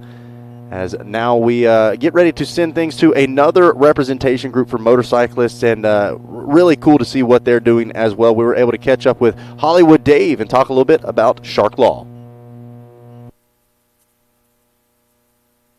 Hey everybody, Hollywood Dave with Shark Law Motorcycle Attorneys, always riding by your side. I'm down here in the pits with one of our Shark Law motorcycles. Now, we're out here all weekend. We've had the races here at Chuckwalla. Guys, Shark Law is always riding by your side. That means that any kind of an accident, whether it's 4 wheels, 2 wheels, we are there as personal injury attorneys. We ride, we're on the same roads that you are, and guys, we are there to help you because that's what we do. We fight the insurance companies on your behalf and make sure that you get the best settlement possible. Guys, we're out here with you, so come on out and join us. Check out the track with us, and we're looking for a great season with Bagger Racing League 2025 right here from Chuckwalla.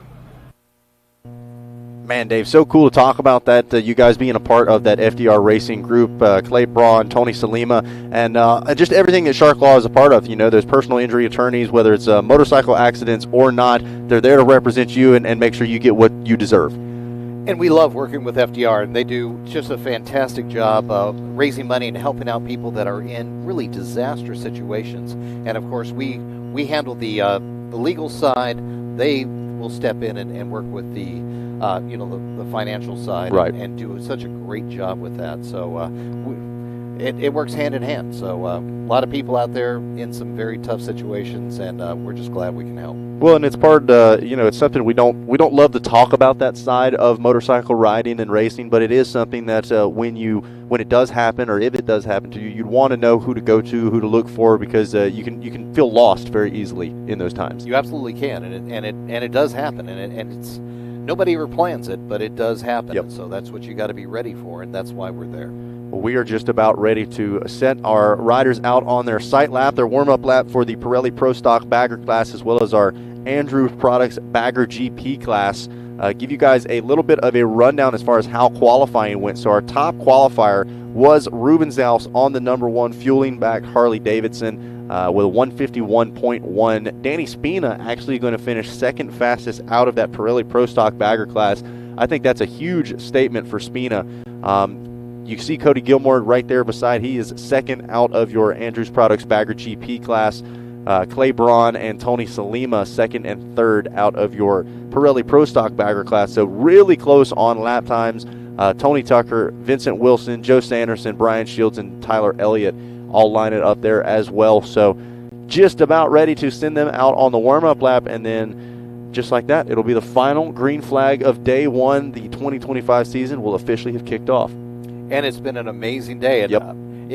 If this is indicative of what the rest of the season is going to be like, we are going to have amazing races all over the country. It's going to be incredible. Yeah, some of the closest racing that I've seen since joining the Bagger Racing League, and so I can only begin to imagine what this next race has in store. Once again, want to thank all of our amazing sponsors here for the Bagger Racing League 2025. Everybody from Alpine Stars, Barnett Clutches and Cables, Burns Stainless jumping on board with us this year as well.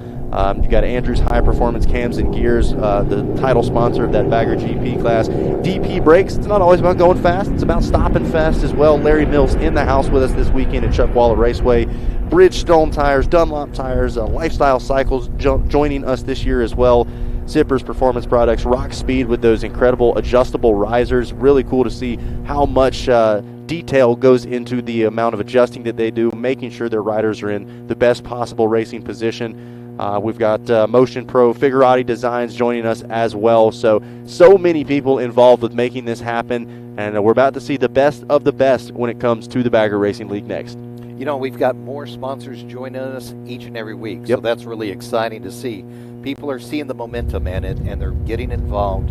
They're joining with their checkbooks, their bikes, their riders. And it's great to see all of them. And the folks at home, they can join and follow along with us as well on social media at Bagger Racing League on Instagram. All of our social media pages are at Bagger Racing League. And like we said, Bagger Racing not only taking over the U.S., it is going worldwide. They have just announced the BRL Europe, like Ruben Zalfs was talking about, a series taking place across the pond, several different locations there in Europe. You can get all of the information on baggerracingleague.com or the Bagger Racing League Instagram. Oh, one rider going down.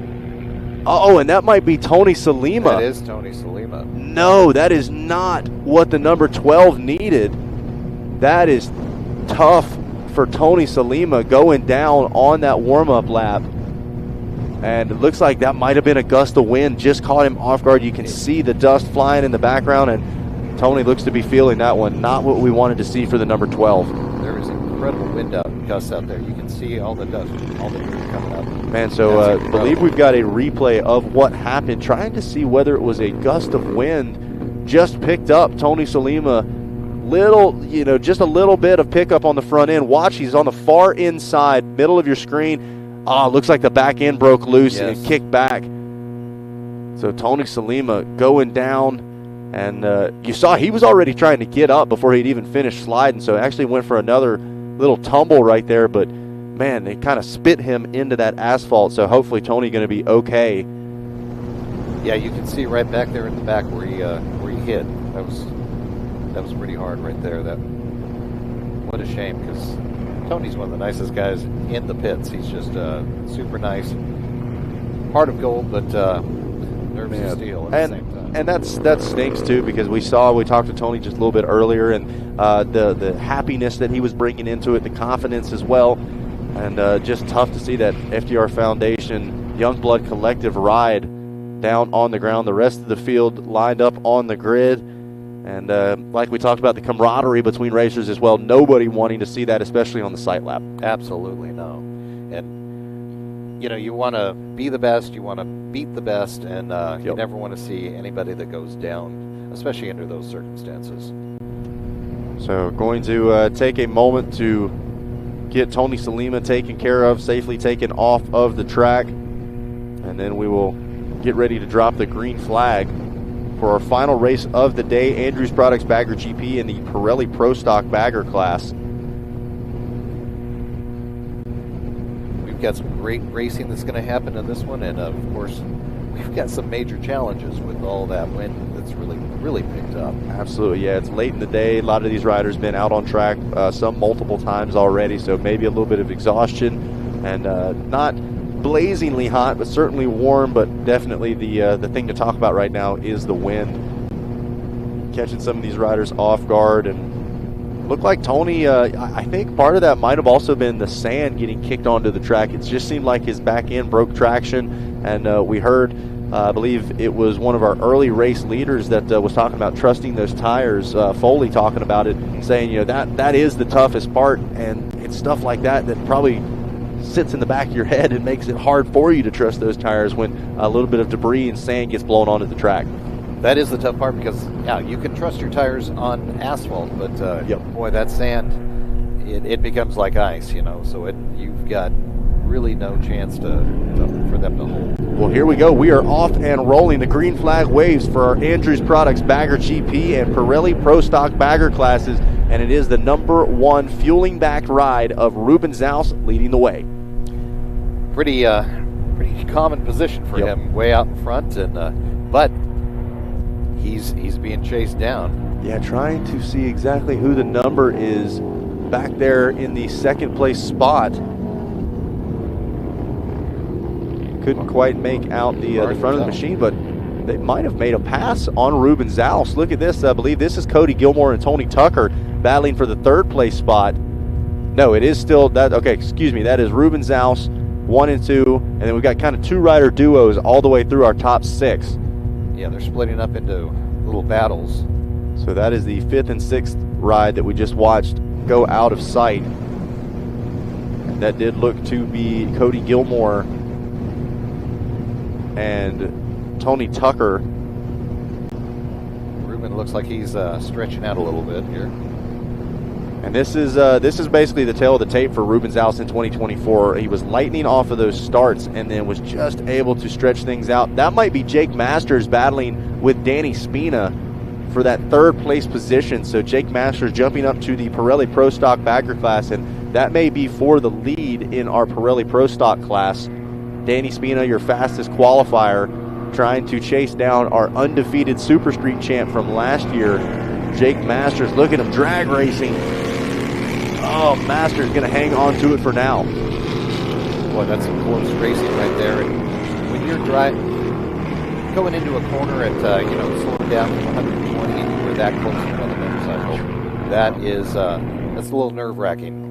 Threading the needle, to say the least. Oh, that is young blood himself, Clay Braun, in the number 2 spot right now. So Clay Braun leading the way in that Pirelli Pro Stock Bagger class, and he is right on the rear wheel of Ruben Zaus. So a 1:58.7 from Zaus, a 2-minute .8 for Clay Braun, with Jake Masters and Daniel Spina both at a 2:04. Cody Gilmore just behind at a 2:06. So it's a really good showing for the Pro Stock Bagger class right now, as they sit 2, 3, and 4 inside our top 5 overall. What an impressive run from Clay, just to stay even 2 seconds behind Ruben is pretty impressive, and he's got that line. He looks like he's just biding his time and looking for a mistake. Well, and Clay Braun doing a bit of a balancing act as well, right? You don't want to risk the class win to try to take over Ruben Zaus. You override, you could find yourself on the ground. This is something that they're all too painfully just learned, is Clay's teammate going down. Believe that is Ruben Zaus we're watching on screen right now, the fueling back Harley Davidson. And this is a beautiful camera shot just to show you the raw speed that the number 1 is carrying around this Chuckwalla course.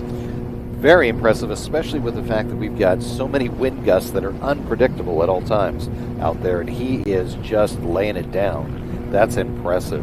The 951 of Clay Braun Youngblood there in the number 2 spot. Didn't get to compete for the full season last year, so he's got a chip on the shoulder, a point to prove, said that number 1 plate will be mine, and he currently is in the number 1 spot in our Pirelli Pro Stock bagger class aboard that FDR Foundation Youngblood Collective Harley. You know, he's out there in front, but he's got a couple of people that want that place as well, and they're coming up fast. They're trying to chase him down. Jake Masters and Daniel Spina right behind.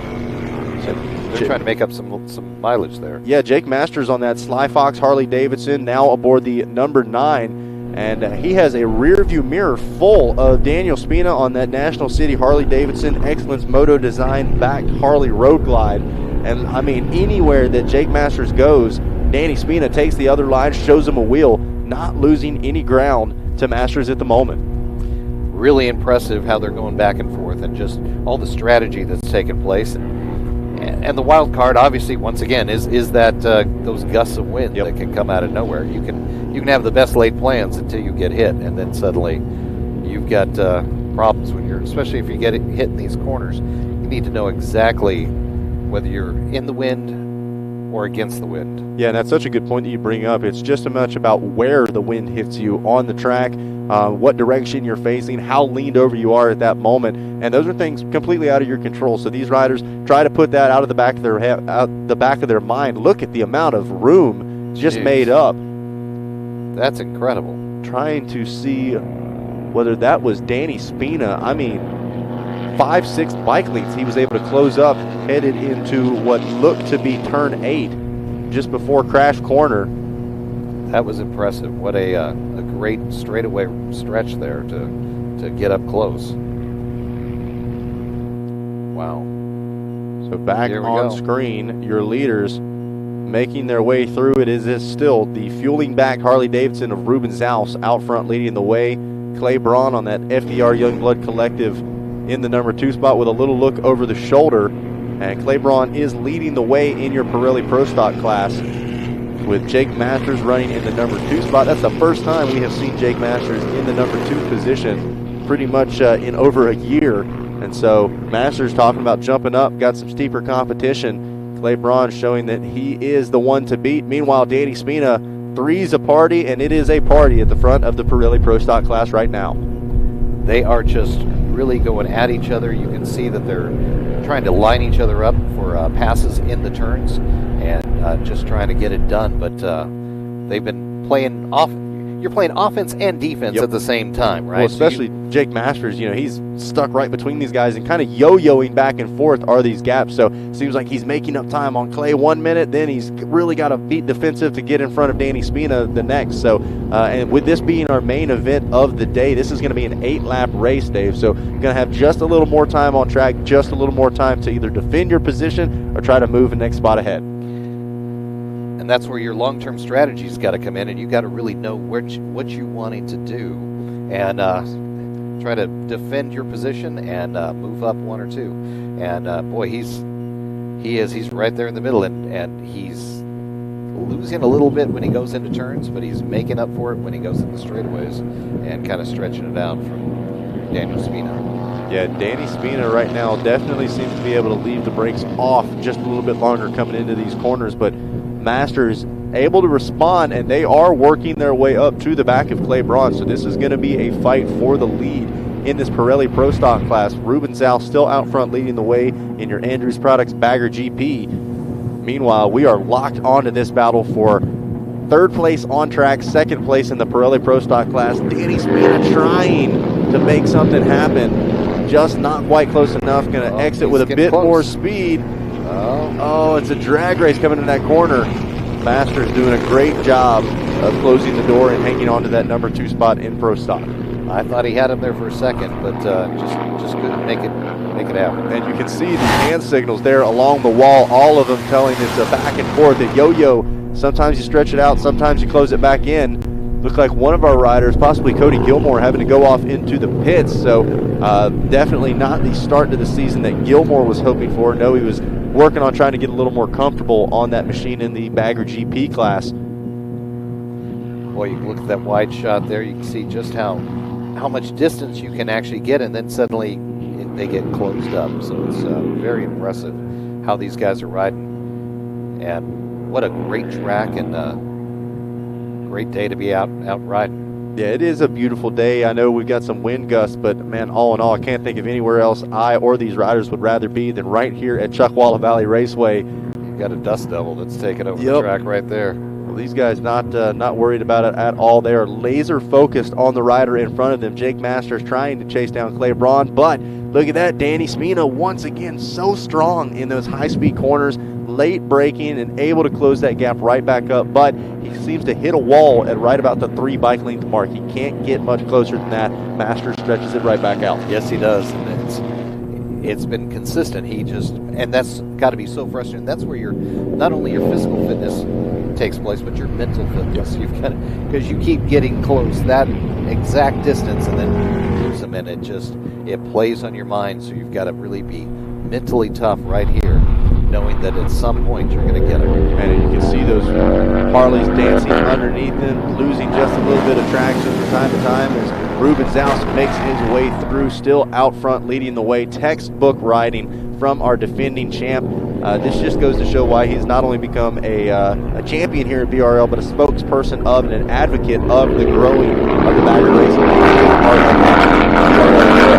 Meanwhile, this is the action that is taking the world over by storm. This kind of racing you can't find anywhere else than the Bagger Racing League. At the top of our Pirelli Pro Stock class, they are evenly spaced between our top 3.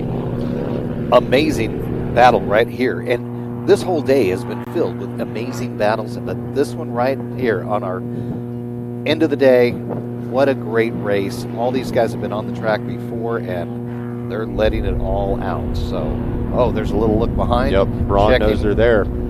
He knows they're coming for him, and so he's going to try to stretch it out here probably as soon as he hits that straightaway. And if you're Jake Masters, that's a little blood in the water. When they start looking back in front of you, now you know you're getting in their head a little bit. You're starting to mess with their race. And Masters now going from defense, switching a little bit more to offense as he tries to chase down Clay Braun the tail end of this race. Yeah, he's definitely closer to Clay Braun than he is to Daniel Spina. So Spina's trying to catch up here once again in the turns. And you can see Jake Masters just backed off just a little bit, but he's getting closer and closer, getting ready for that pass. Back through crash corner they go, getting ready. Look at this. Could that be the pass? Masters pulls up in front of him for just a moment. Braun still has the inside. Is he going to run him wide? He does. So Clay Braun going to hang on to that second place spot, the lead in our Pirelli Pro Stock class for right now. Just amazing. Here they come. Setting up that pass again. Yep, Masters doing a great job of falling back, and meanwhile Danny Spina tries to make that part of his advantage as he's now sneaking up on the number 9. Yes, he is. This is great racing at the top of our Pirelli Pro Stock bagger class. Clay Braun, Jake Masters, and Danny Spina, 1, 2, and 3. Ruben Zaus just out in front of them, leading that Andrews Bagger GP class. Not a lot of space between them. I mean, when you're traveling this fast, that distance can be taken up in just less than a second. Oh, look at this. Spina's got to run up the inside. Could we see a pass? Masters just does a great job of closing that door. Oh, and look at that. A big get off for Clay Braun. Wow. Oh, no, not what we wanted to see from the FDR Youngblood Collective rider after such an impressive performance. Just washed that front end and went tumbling. As we said, he had that look back, so maybe he was... we're going to show you guys a replay as to what happened. Clay Braun, the front rider on your screen, watched carrying a ton of momentum and just starts to lose that front end, low side, and at that point, there's nothing he can do. He's along for the ride. Oh, man, terrible, and Masters and Spina had a front row view to that as well. And there you see a deflated Clay Braun. Man, that is not the best of luck or not the best way to start the season for that FDR Youngblood Collective crew.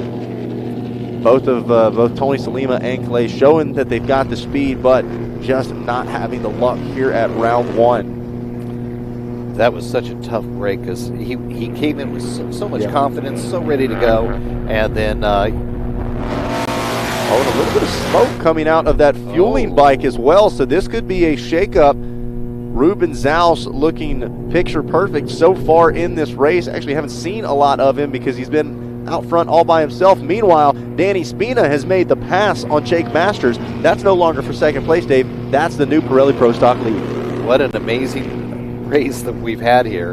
And both of them, both Masters and Spina, I think probably got into Clay's head a little bit. Yep. You know, took that confidence down. And wow, what an amazing run for Masters to come up and Spina to actually come from third to first. Yeah, Masters holding strong, not giving up quite yet. Still got plenty of Chuckwalla Raceway to make something happen. While we lock on to our Andrews Bagger GP champion of 2024 and looking to be the points leader here in 2025. Don't want to jinx it yet. Still got a little bit of racing to go. Makes his way through Crash Corner. But Ruben Zaus. Oh, look at that. No. Ruben Zaus slides out. Just as you said it. Man. And that is just exiting Crash Corner. Looks like Ruben is okay. Going to try to pick that fueling ride back up. This has quickly turned into survival out here. Oh, look at how heavy the machine is. Ruben trying to pick it back up. Actually has not lost position on track yet. That's how big of a lead he had.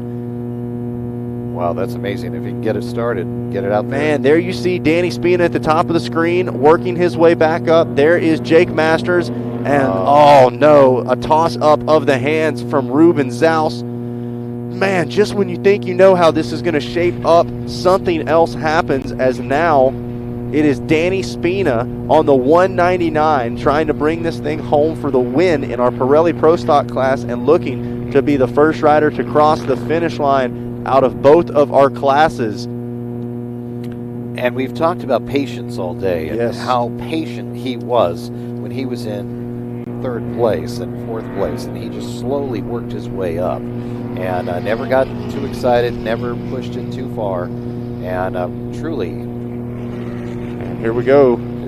Checker flag is in hand. Quick look over the shoulder. Does not want to dump things in these final few corners. Meanwhile, looks like it is going to be. What is going on? What just happened? I don't even know what to say. Danny Spina. He's got dead. Bike issues coming to the finish line. What is going on? Rolling to the checkered flag. He's oh my goodness. Can't tell what's wrong. It almost like he was out of gas. It's like the bike just died. Yeah. So Jake Masters is going to grab the win in our Pirelli Pro Stock class, coming to the line. You can see Danny Spina frustrated with that one, knew he had the win in hand. I'm almost speechless, Dave. That is, I don't think I've ever seen that. After the last race, I thought, well, we can't have a more bizarre finish than that last one. But we can. Wow. So he will still cross the line, getting second in your Pirelli Pro Stock class. But, I mean, man, he could taste the victory. He was right there. And I thought he was kind of looking over his shoulder. We're gonna look back, getting told from race control. Sounds like possibly ran out of gas. You can see Jake Masters even look back over the shoulder like, what is going on? Masters takes the checkered flag with a wave. Meanwhile, Danny Spina just trying to use that momentum to get him across the finish line. Hands on the head of some of the crew members, not believing their eyes. What a finish. This Alpine Stars rapid replay coasting across the line. Oh my goodness. You wonder if there was a fueling issue, where if they just didn't have enough gas in it, is that because of all of the pressure that they've had because of the wind, you know? Yeah, that's true. We do go that extra lap in this race as well. And you're fighting against a really strong headwind in many cases. Wow, and you can see Danny looks to be in good spirits. I know he's got to be bummed out on that one. And a shout out to the crew of the 199, that National City Harley-Davidson Excellence Moto Designs back crew, pushing that machine back to the pits. And still worth celebrating. I mean, that was an incredible ride.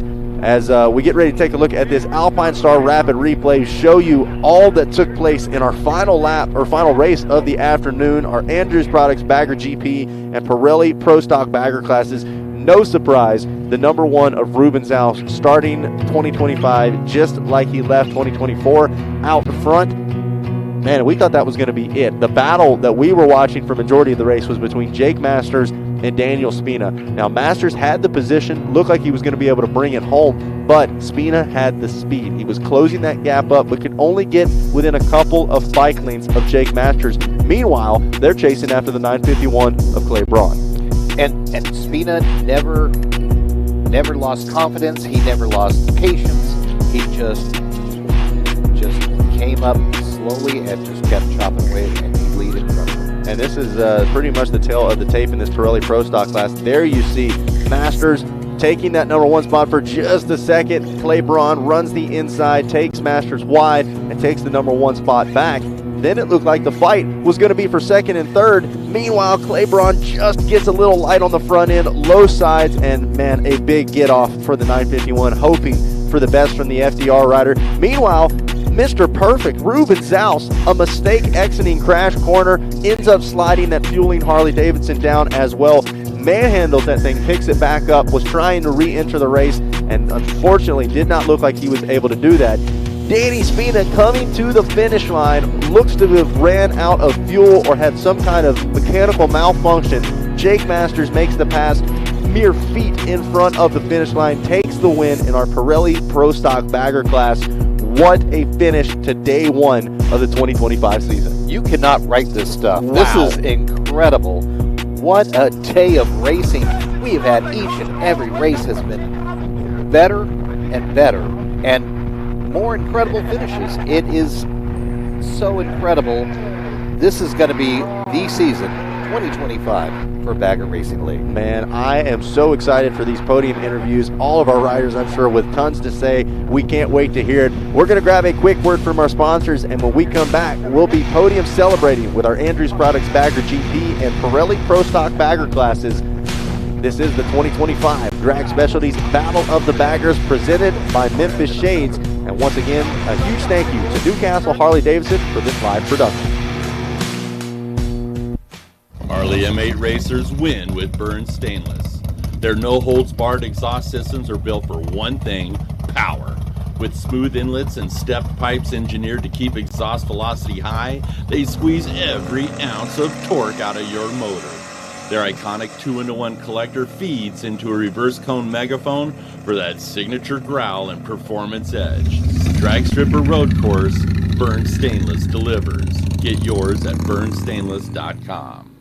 Make your mark with Memphis Shades, proud sponsor of the 2025 Bagger Racing League. From raw materials to the open road, our windshields and fairings are designed by riders and handcrafted in the heart of Tennessee. Whether it's cross-country or weekend rides, Memphis Shades lets you ride longer, look better, and enjoy every mile. Visit memphisshades.com to check out our full lineup and upgrade your ride today. Memphis Shades, style that works. It is the day of the specialist. Experts in a class conscious of every nuance. Focus rules.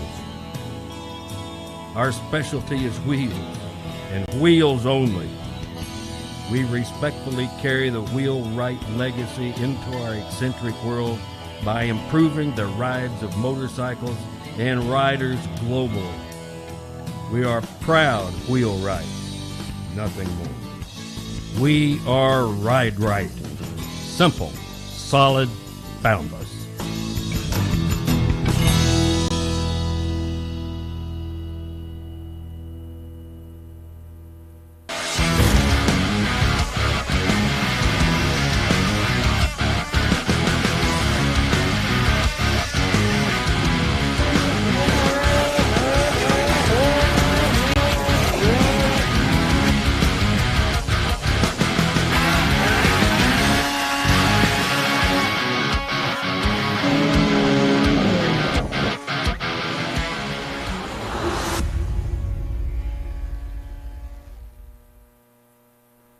Harley M8 racers win with Burns Stainless. Their no-holds-barred exhaust systems are built for one thing, power.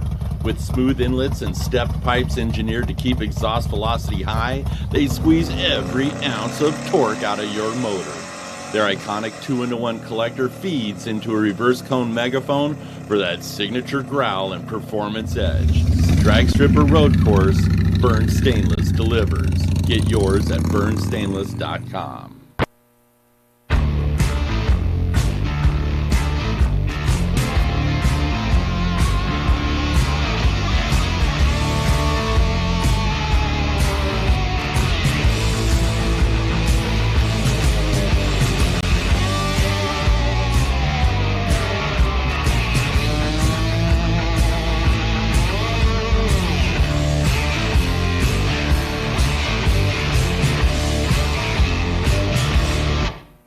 Bridgestone's reintroducing their supermoto tires here in the United States and Canada.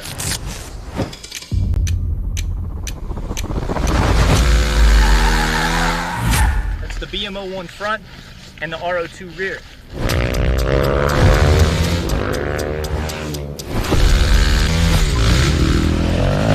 It's available in a 16.5 inch as well as a 17 inch configuration.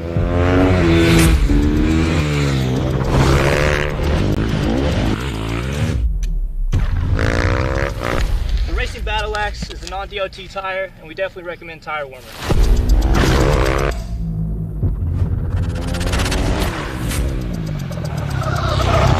Time's the only thing in life that money can't buy, but you can buy Bridgestones.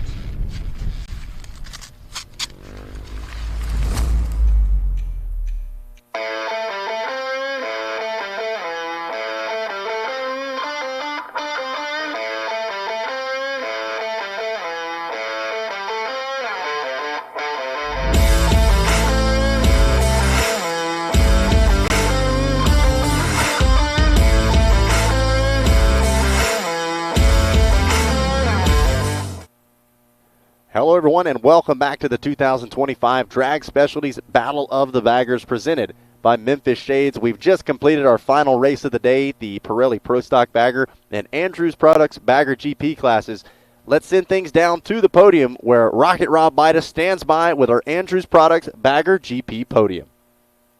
Race man, I don't know if anyone has ever seen a finish like that in any road race in the BRL.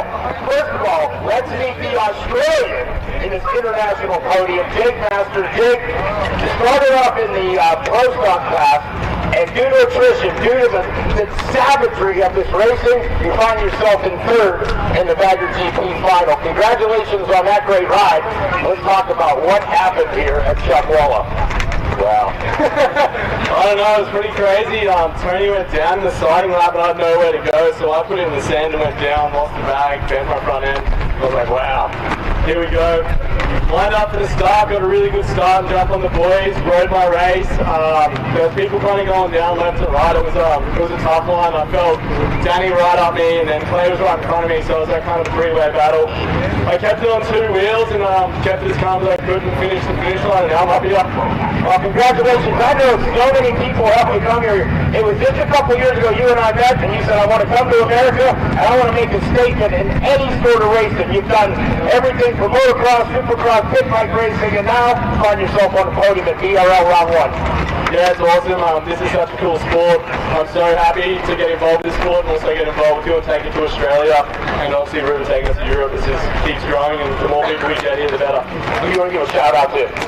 Big shout out to Joe from Suburban HD, Alex from Sly Fox, Rory from Bridgestone, everyone for helping out, fueling, alloy art.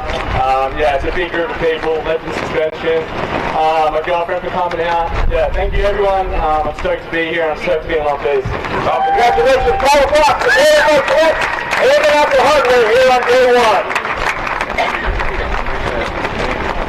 Slide on over to Cody Gilmore. Cody Gilmore has stepped up from an undefeated season, and he finds himself in the Bagger GP class. Today it was gremlins that kind of held you back from really utilizing all of your talent.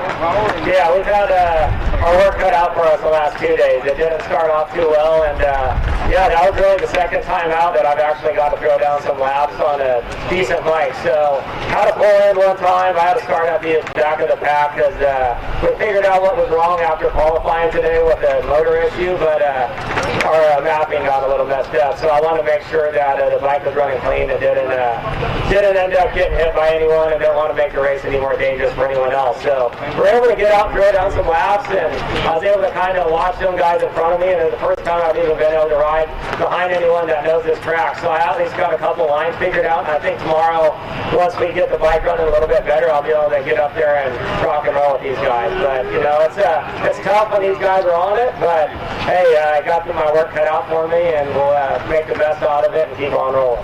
How about you giving a shout out to the people that helped you get here? Joe, Suburban, the whole Suburban crew, they're awesome. Bridgestone, Sly Fox, Legend Suspension, man, everyone, LS2, Bison, Alloy Art, fueling, man, we got a lot of people helping us out, and I appreciate everyone, and we'll keep on rolling throughout the year. Congratulations, Cody Gilmore, second place in the championship here at Bagger GP, the Andrews Bagger GP.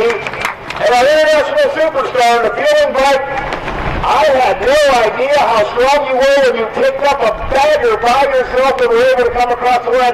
How about a nice round of applause for Mr. Rivers out? Get into this thing instead of Spider-Man, you might be Hercules. Honestly, I was just cruising because we got bad situation before starting the race. Last was pretty much, I think all the guys are biased that, riding on the wet surface. So I didn't want to take so many risks. We just went out racing 2 seconds from our pace just to pay attention. And last lap was on, I mean, how not to go. And suddenly my bike disappeared, but disappeared in the way of the wet conditions. Not like opening doors or making something strange. It just disappeared, and I was really surprised when you don't know what it's coming from. And I was so frustrated because we were doing everything very good, and the team also was working very well over the weekend. But I went pick it up one and said, too heavy. I said, no way. I'm going to beat that one, and then I pick it up the bike. The bike was not running, so I need to choose back the gear, make the engine run back, and then finally just put the motor in and finish the race. So might be we're going to beat that situation, and that gave us a chance of. Anyway, tomorrow's the middle of the day. Happy to be here, opening season.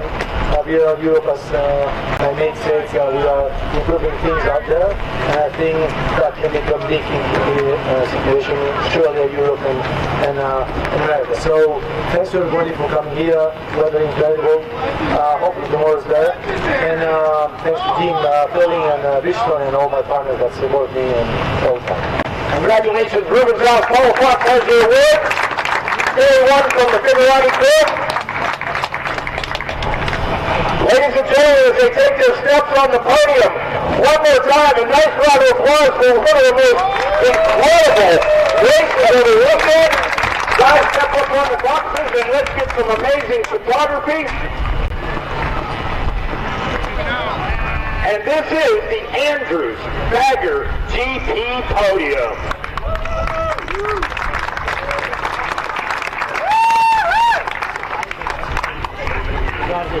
I'll tell you what, we're going to swap the podium around and we're going to bring in the Pirelli Pro Stock bikes in just a moment. Folks, when we come back, we're going to wrap up our day here at the beautiful Chuckwalla facility, and we'll be back with the Pirelli Pro Stock Bagger GP podium in just a moment. All right, thanks, Rob. So we're going to do some switching around down on the podium, celebrating with our Andrews Products Bagger GP podium, as well as Jake Masters grabbing the win out of that Pirelli Pro Stock. So this is our top 10 as they came across the line. So Jake Masters and Daniel Spino 1 and 2. Does look like Ruben Zaus was able to get across the line in that number 3 spot. Cody Gilmore just behind him in the 4th, second in that Andrews Bagger GP class. Clay Braun, Tony Tucker, Vincent Wilson, Tony Salima, Joe Sanderson, and Brian Shields, your top 10, and almost all of the backside of that top 10 finding the ground at some point, Dave. Amazing. These guys were truly racing against the wind, and that was the big competitor that was out there that took most of them down. So amazing racing, watching some of the sand just come across and became a real difficult point for some of these guys. Yeah, as if they didn't already have enough variables to deal with. The wind definitely getting its name, getting a little recognition out here on Racer TV as well this weekend. We'll see what things look like for tomorrow, but man, we talked about the competition this year, stepping into some new classes. Jake Masters on that Sly Foxback Harley, I think we expected to see him towards the front. I think the biggest name for me standing out right now is the rider who came across in second, Danny Spina on the 199. I mean, we were just celebrating that he was going to be with us for the whole season. Now he's actually fighting for wins, and that entire top 3, Clay Braun, we just saw him walking past us here in the studio, reached out real quick, said, hey Clay, we doing okay? Gave me a thumbs up. Clearly a little bummed out, but healthy, and that's top priority. And yeah, physically he seemed very fine. Emotionally, obviously, what a bummer to be out in front and then lose it right there on some of these turns, which so many have done today. And it's like, you know what, we're out of Chuckwalla, and the rattlesnakes are not the only things that can reach up and bite you. I couldn't have said it any better, absolutely. And, Tony Salima, we didn't even get to see him out there racing. Had some really solid performances, I believe second or third fastest qualifier there for that Pirelli Pro Stock bagger class. So hopefully the riders, the team's going to be able to get things turned back around. But right now, we're getting ready to send things back down to the podium. And look at that. That might be Youngblood himself actually coming up on the podium. Love to see the camaraderie, the sportsmanship. These guys all have found themselves on the ground at one point or another. They know how dangerous it can be. So, Rob, we're going to send it down to you, standing by with our Pirelli Pro Stock podium.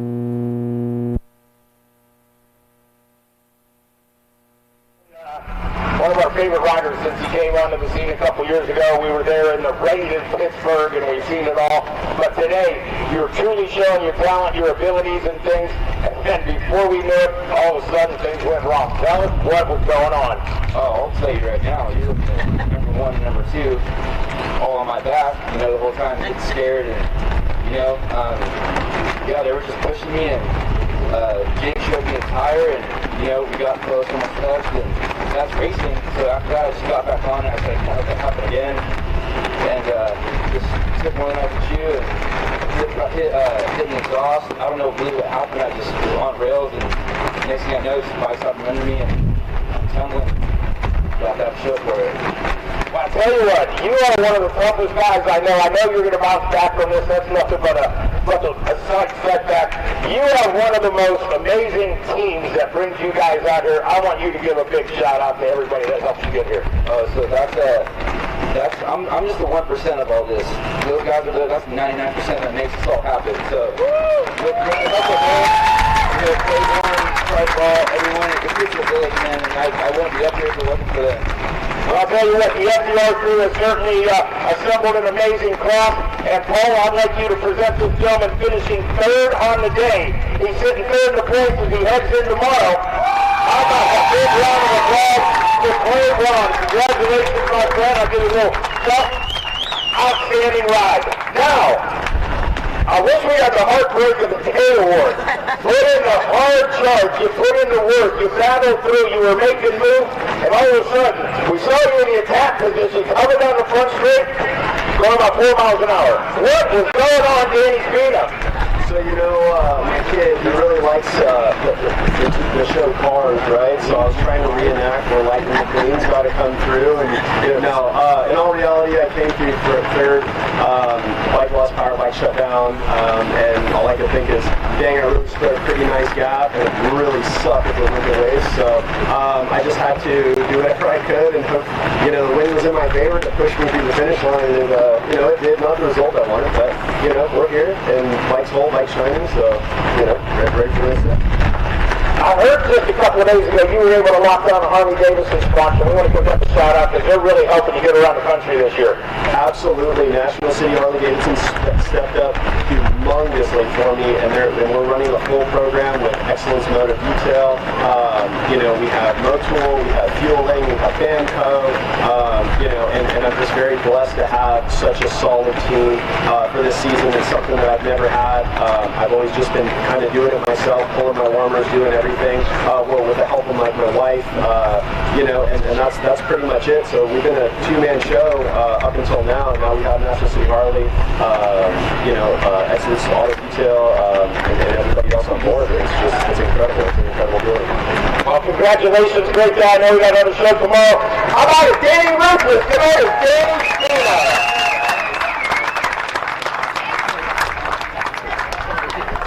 And you think it's deja vu, but I'm back in the middle here.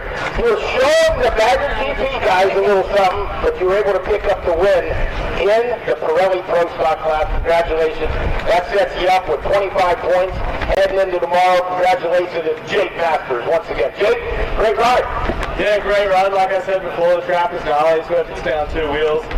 These two dudes are riding really good, but I guess we're going to try again tomorrow. Hopefully the wind stays away and we'll have a fair race, but yeah, glad Clay's around, he's going to be racing, and Palmer will up here.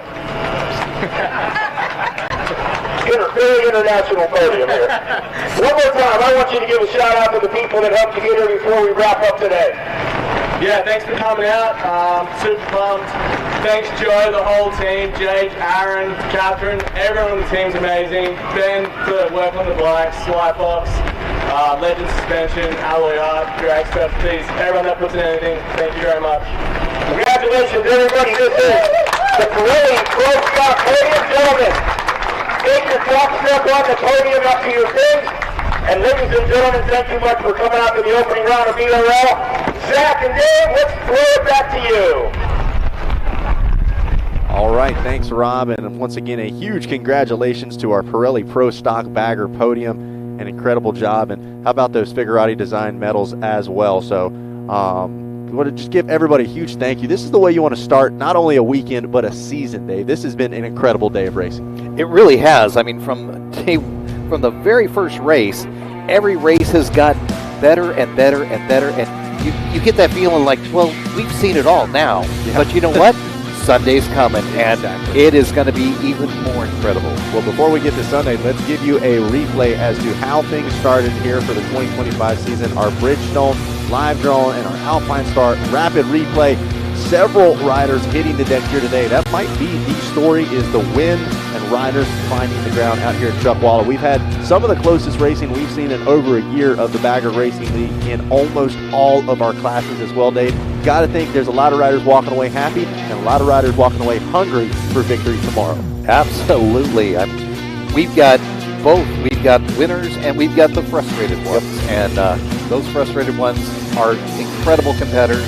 You know they're going to come back strong tomorrow morning and be ready to go. Absolutely. And for all of you at home, don't forget we will be coming live at high noon local time once again tomorrow from the Southern California Desert, Chuckwalla Valley Raceway, round 2. And just like Dave said, there's going to be a lot of riders with a chip on the shoulder, a point to prove. Most of our riders that went down physically okay. The question now, the team, who can get those bikes put back together, get everything repaired, and get ready to do battle again tomorrow. It is going to be a long night for these crews. But you know what? We've already seen that they're able to put things back together. No matter what obstacle comes in their way, they are just able to overcome it, and we know that that's going to be happening. We'll see all those overcomers tomorrow. It's going to be a ton of fun, and they certainly know how to celebrate as well. Our Grand Marshal Paula Fox right there presenting those awards. Ruben Zaus maintaining dominance in that Bagger GP class, coming out on top despite a little get-off at the tail end of that race. But that is going to wrap up the racing action here from day 1 of the 2025 Drag Specialties Battle of the Baggers, presented by Memphis Shades. And once again, a huge thank you to Newcastle Harley-Davidson for bringing you this live production on RacerTV.com, covering both the today and tomorrow's action. Set the notifications, set the alarms, set the timers, whatever you got to do. High noon tomorrow, RacerTV.com. That is the spot to be for Bagger Racing League Round 2, Chuckwalla Valley Raceway. We want to give a huge thank you to everybody associated with RacerTV.com and the AG Video crew here. Obviously, we've got our executive producer, Kerry Russell, our operations producer, OPAG, Adam Gordon, our producer, Don Hampton, our director, Jack Renner, our engineer in charge, Jordan McFadden. Want to give a huge thank you to our Bridgestone drone pilot, Gabe Schull, all of our camera operators, Leah Meyer, Poncho, Chandler Kaler, Bob Hand, Mark Hant, Bradley Cantor, Dylan Pritchett, and for Hollywood Dave, I'm Zach Herron. We'll see you guys tomorrow for round 2 of the Drag Specialties Battle of the Baggers, presented by Memphis Shades.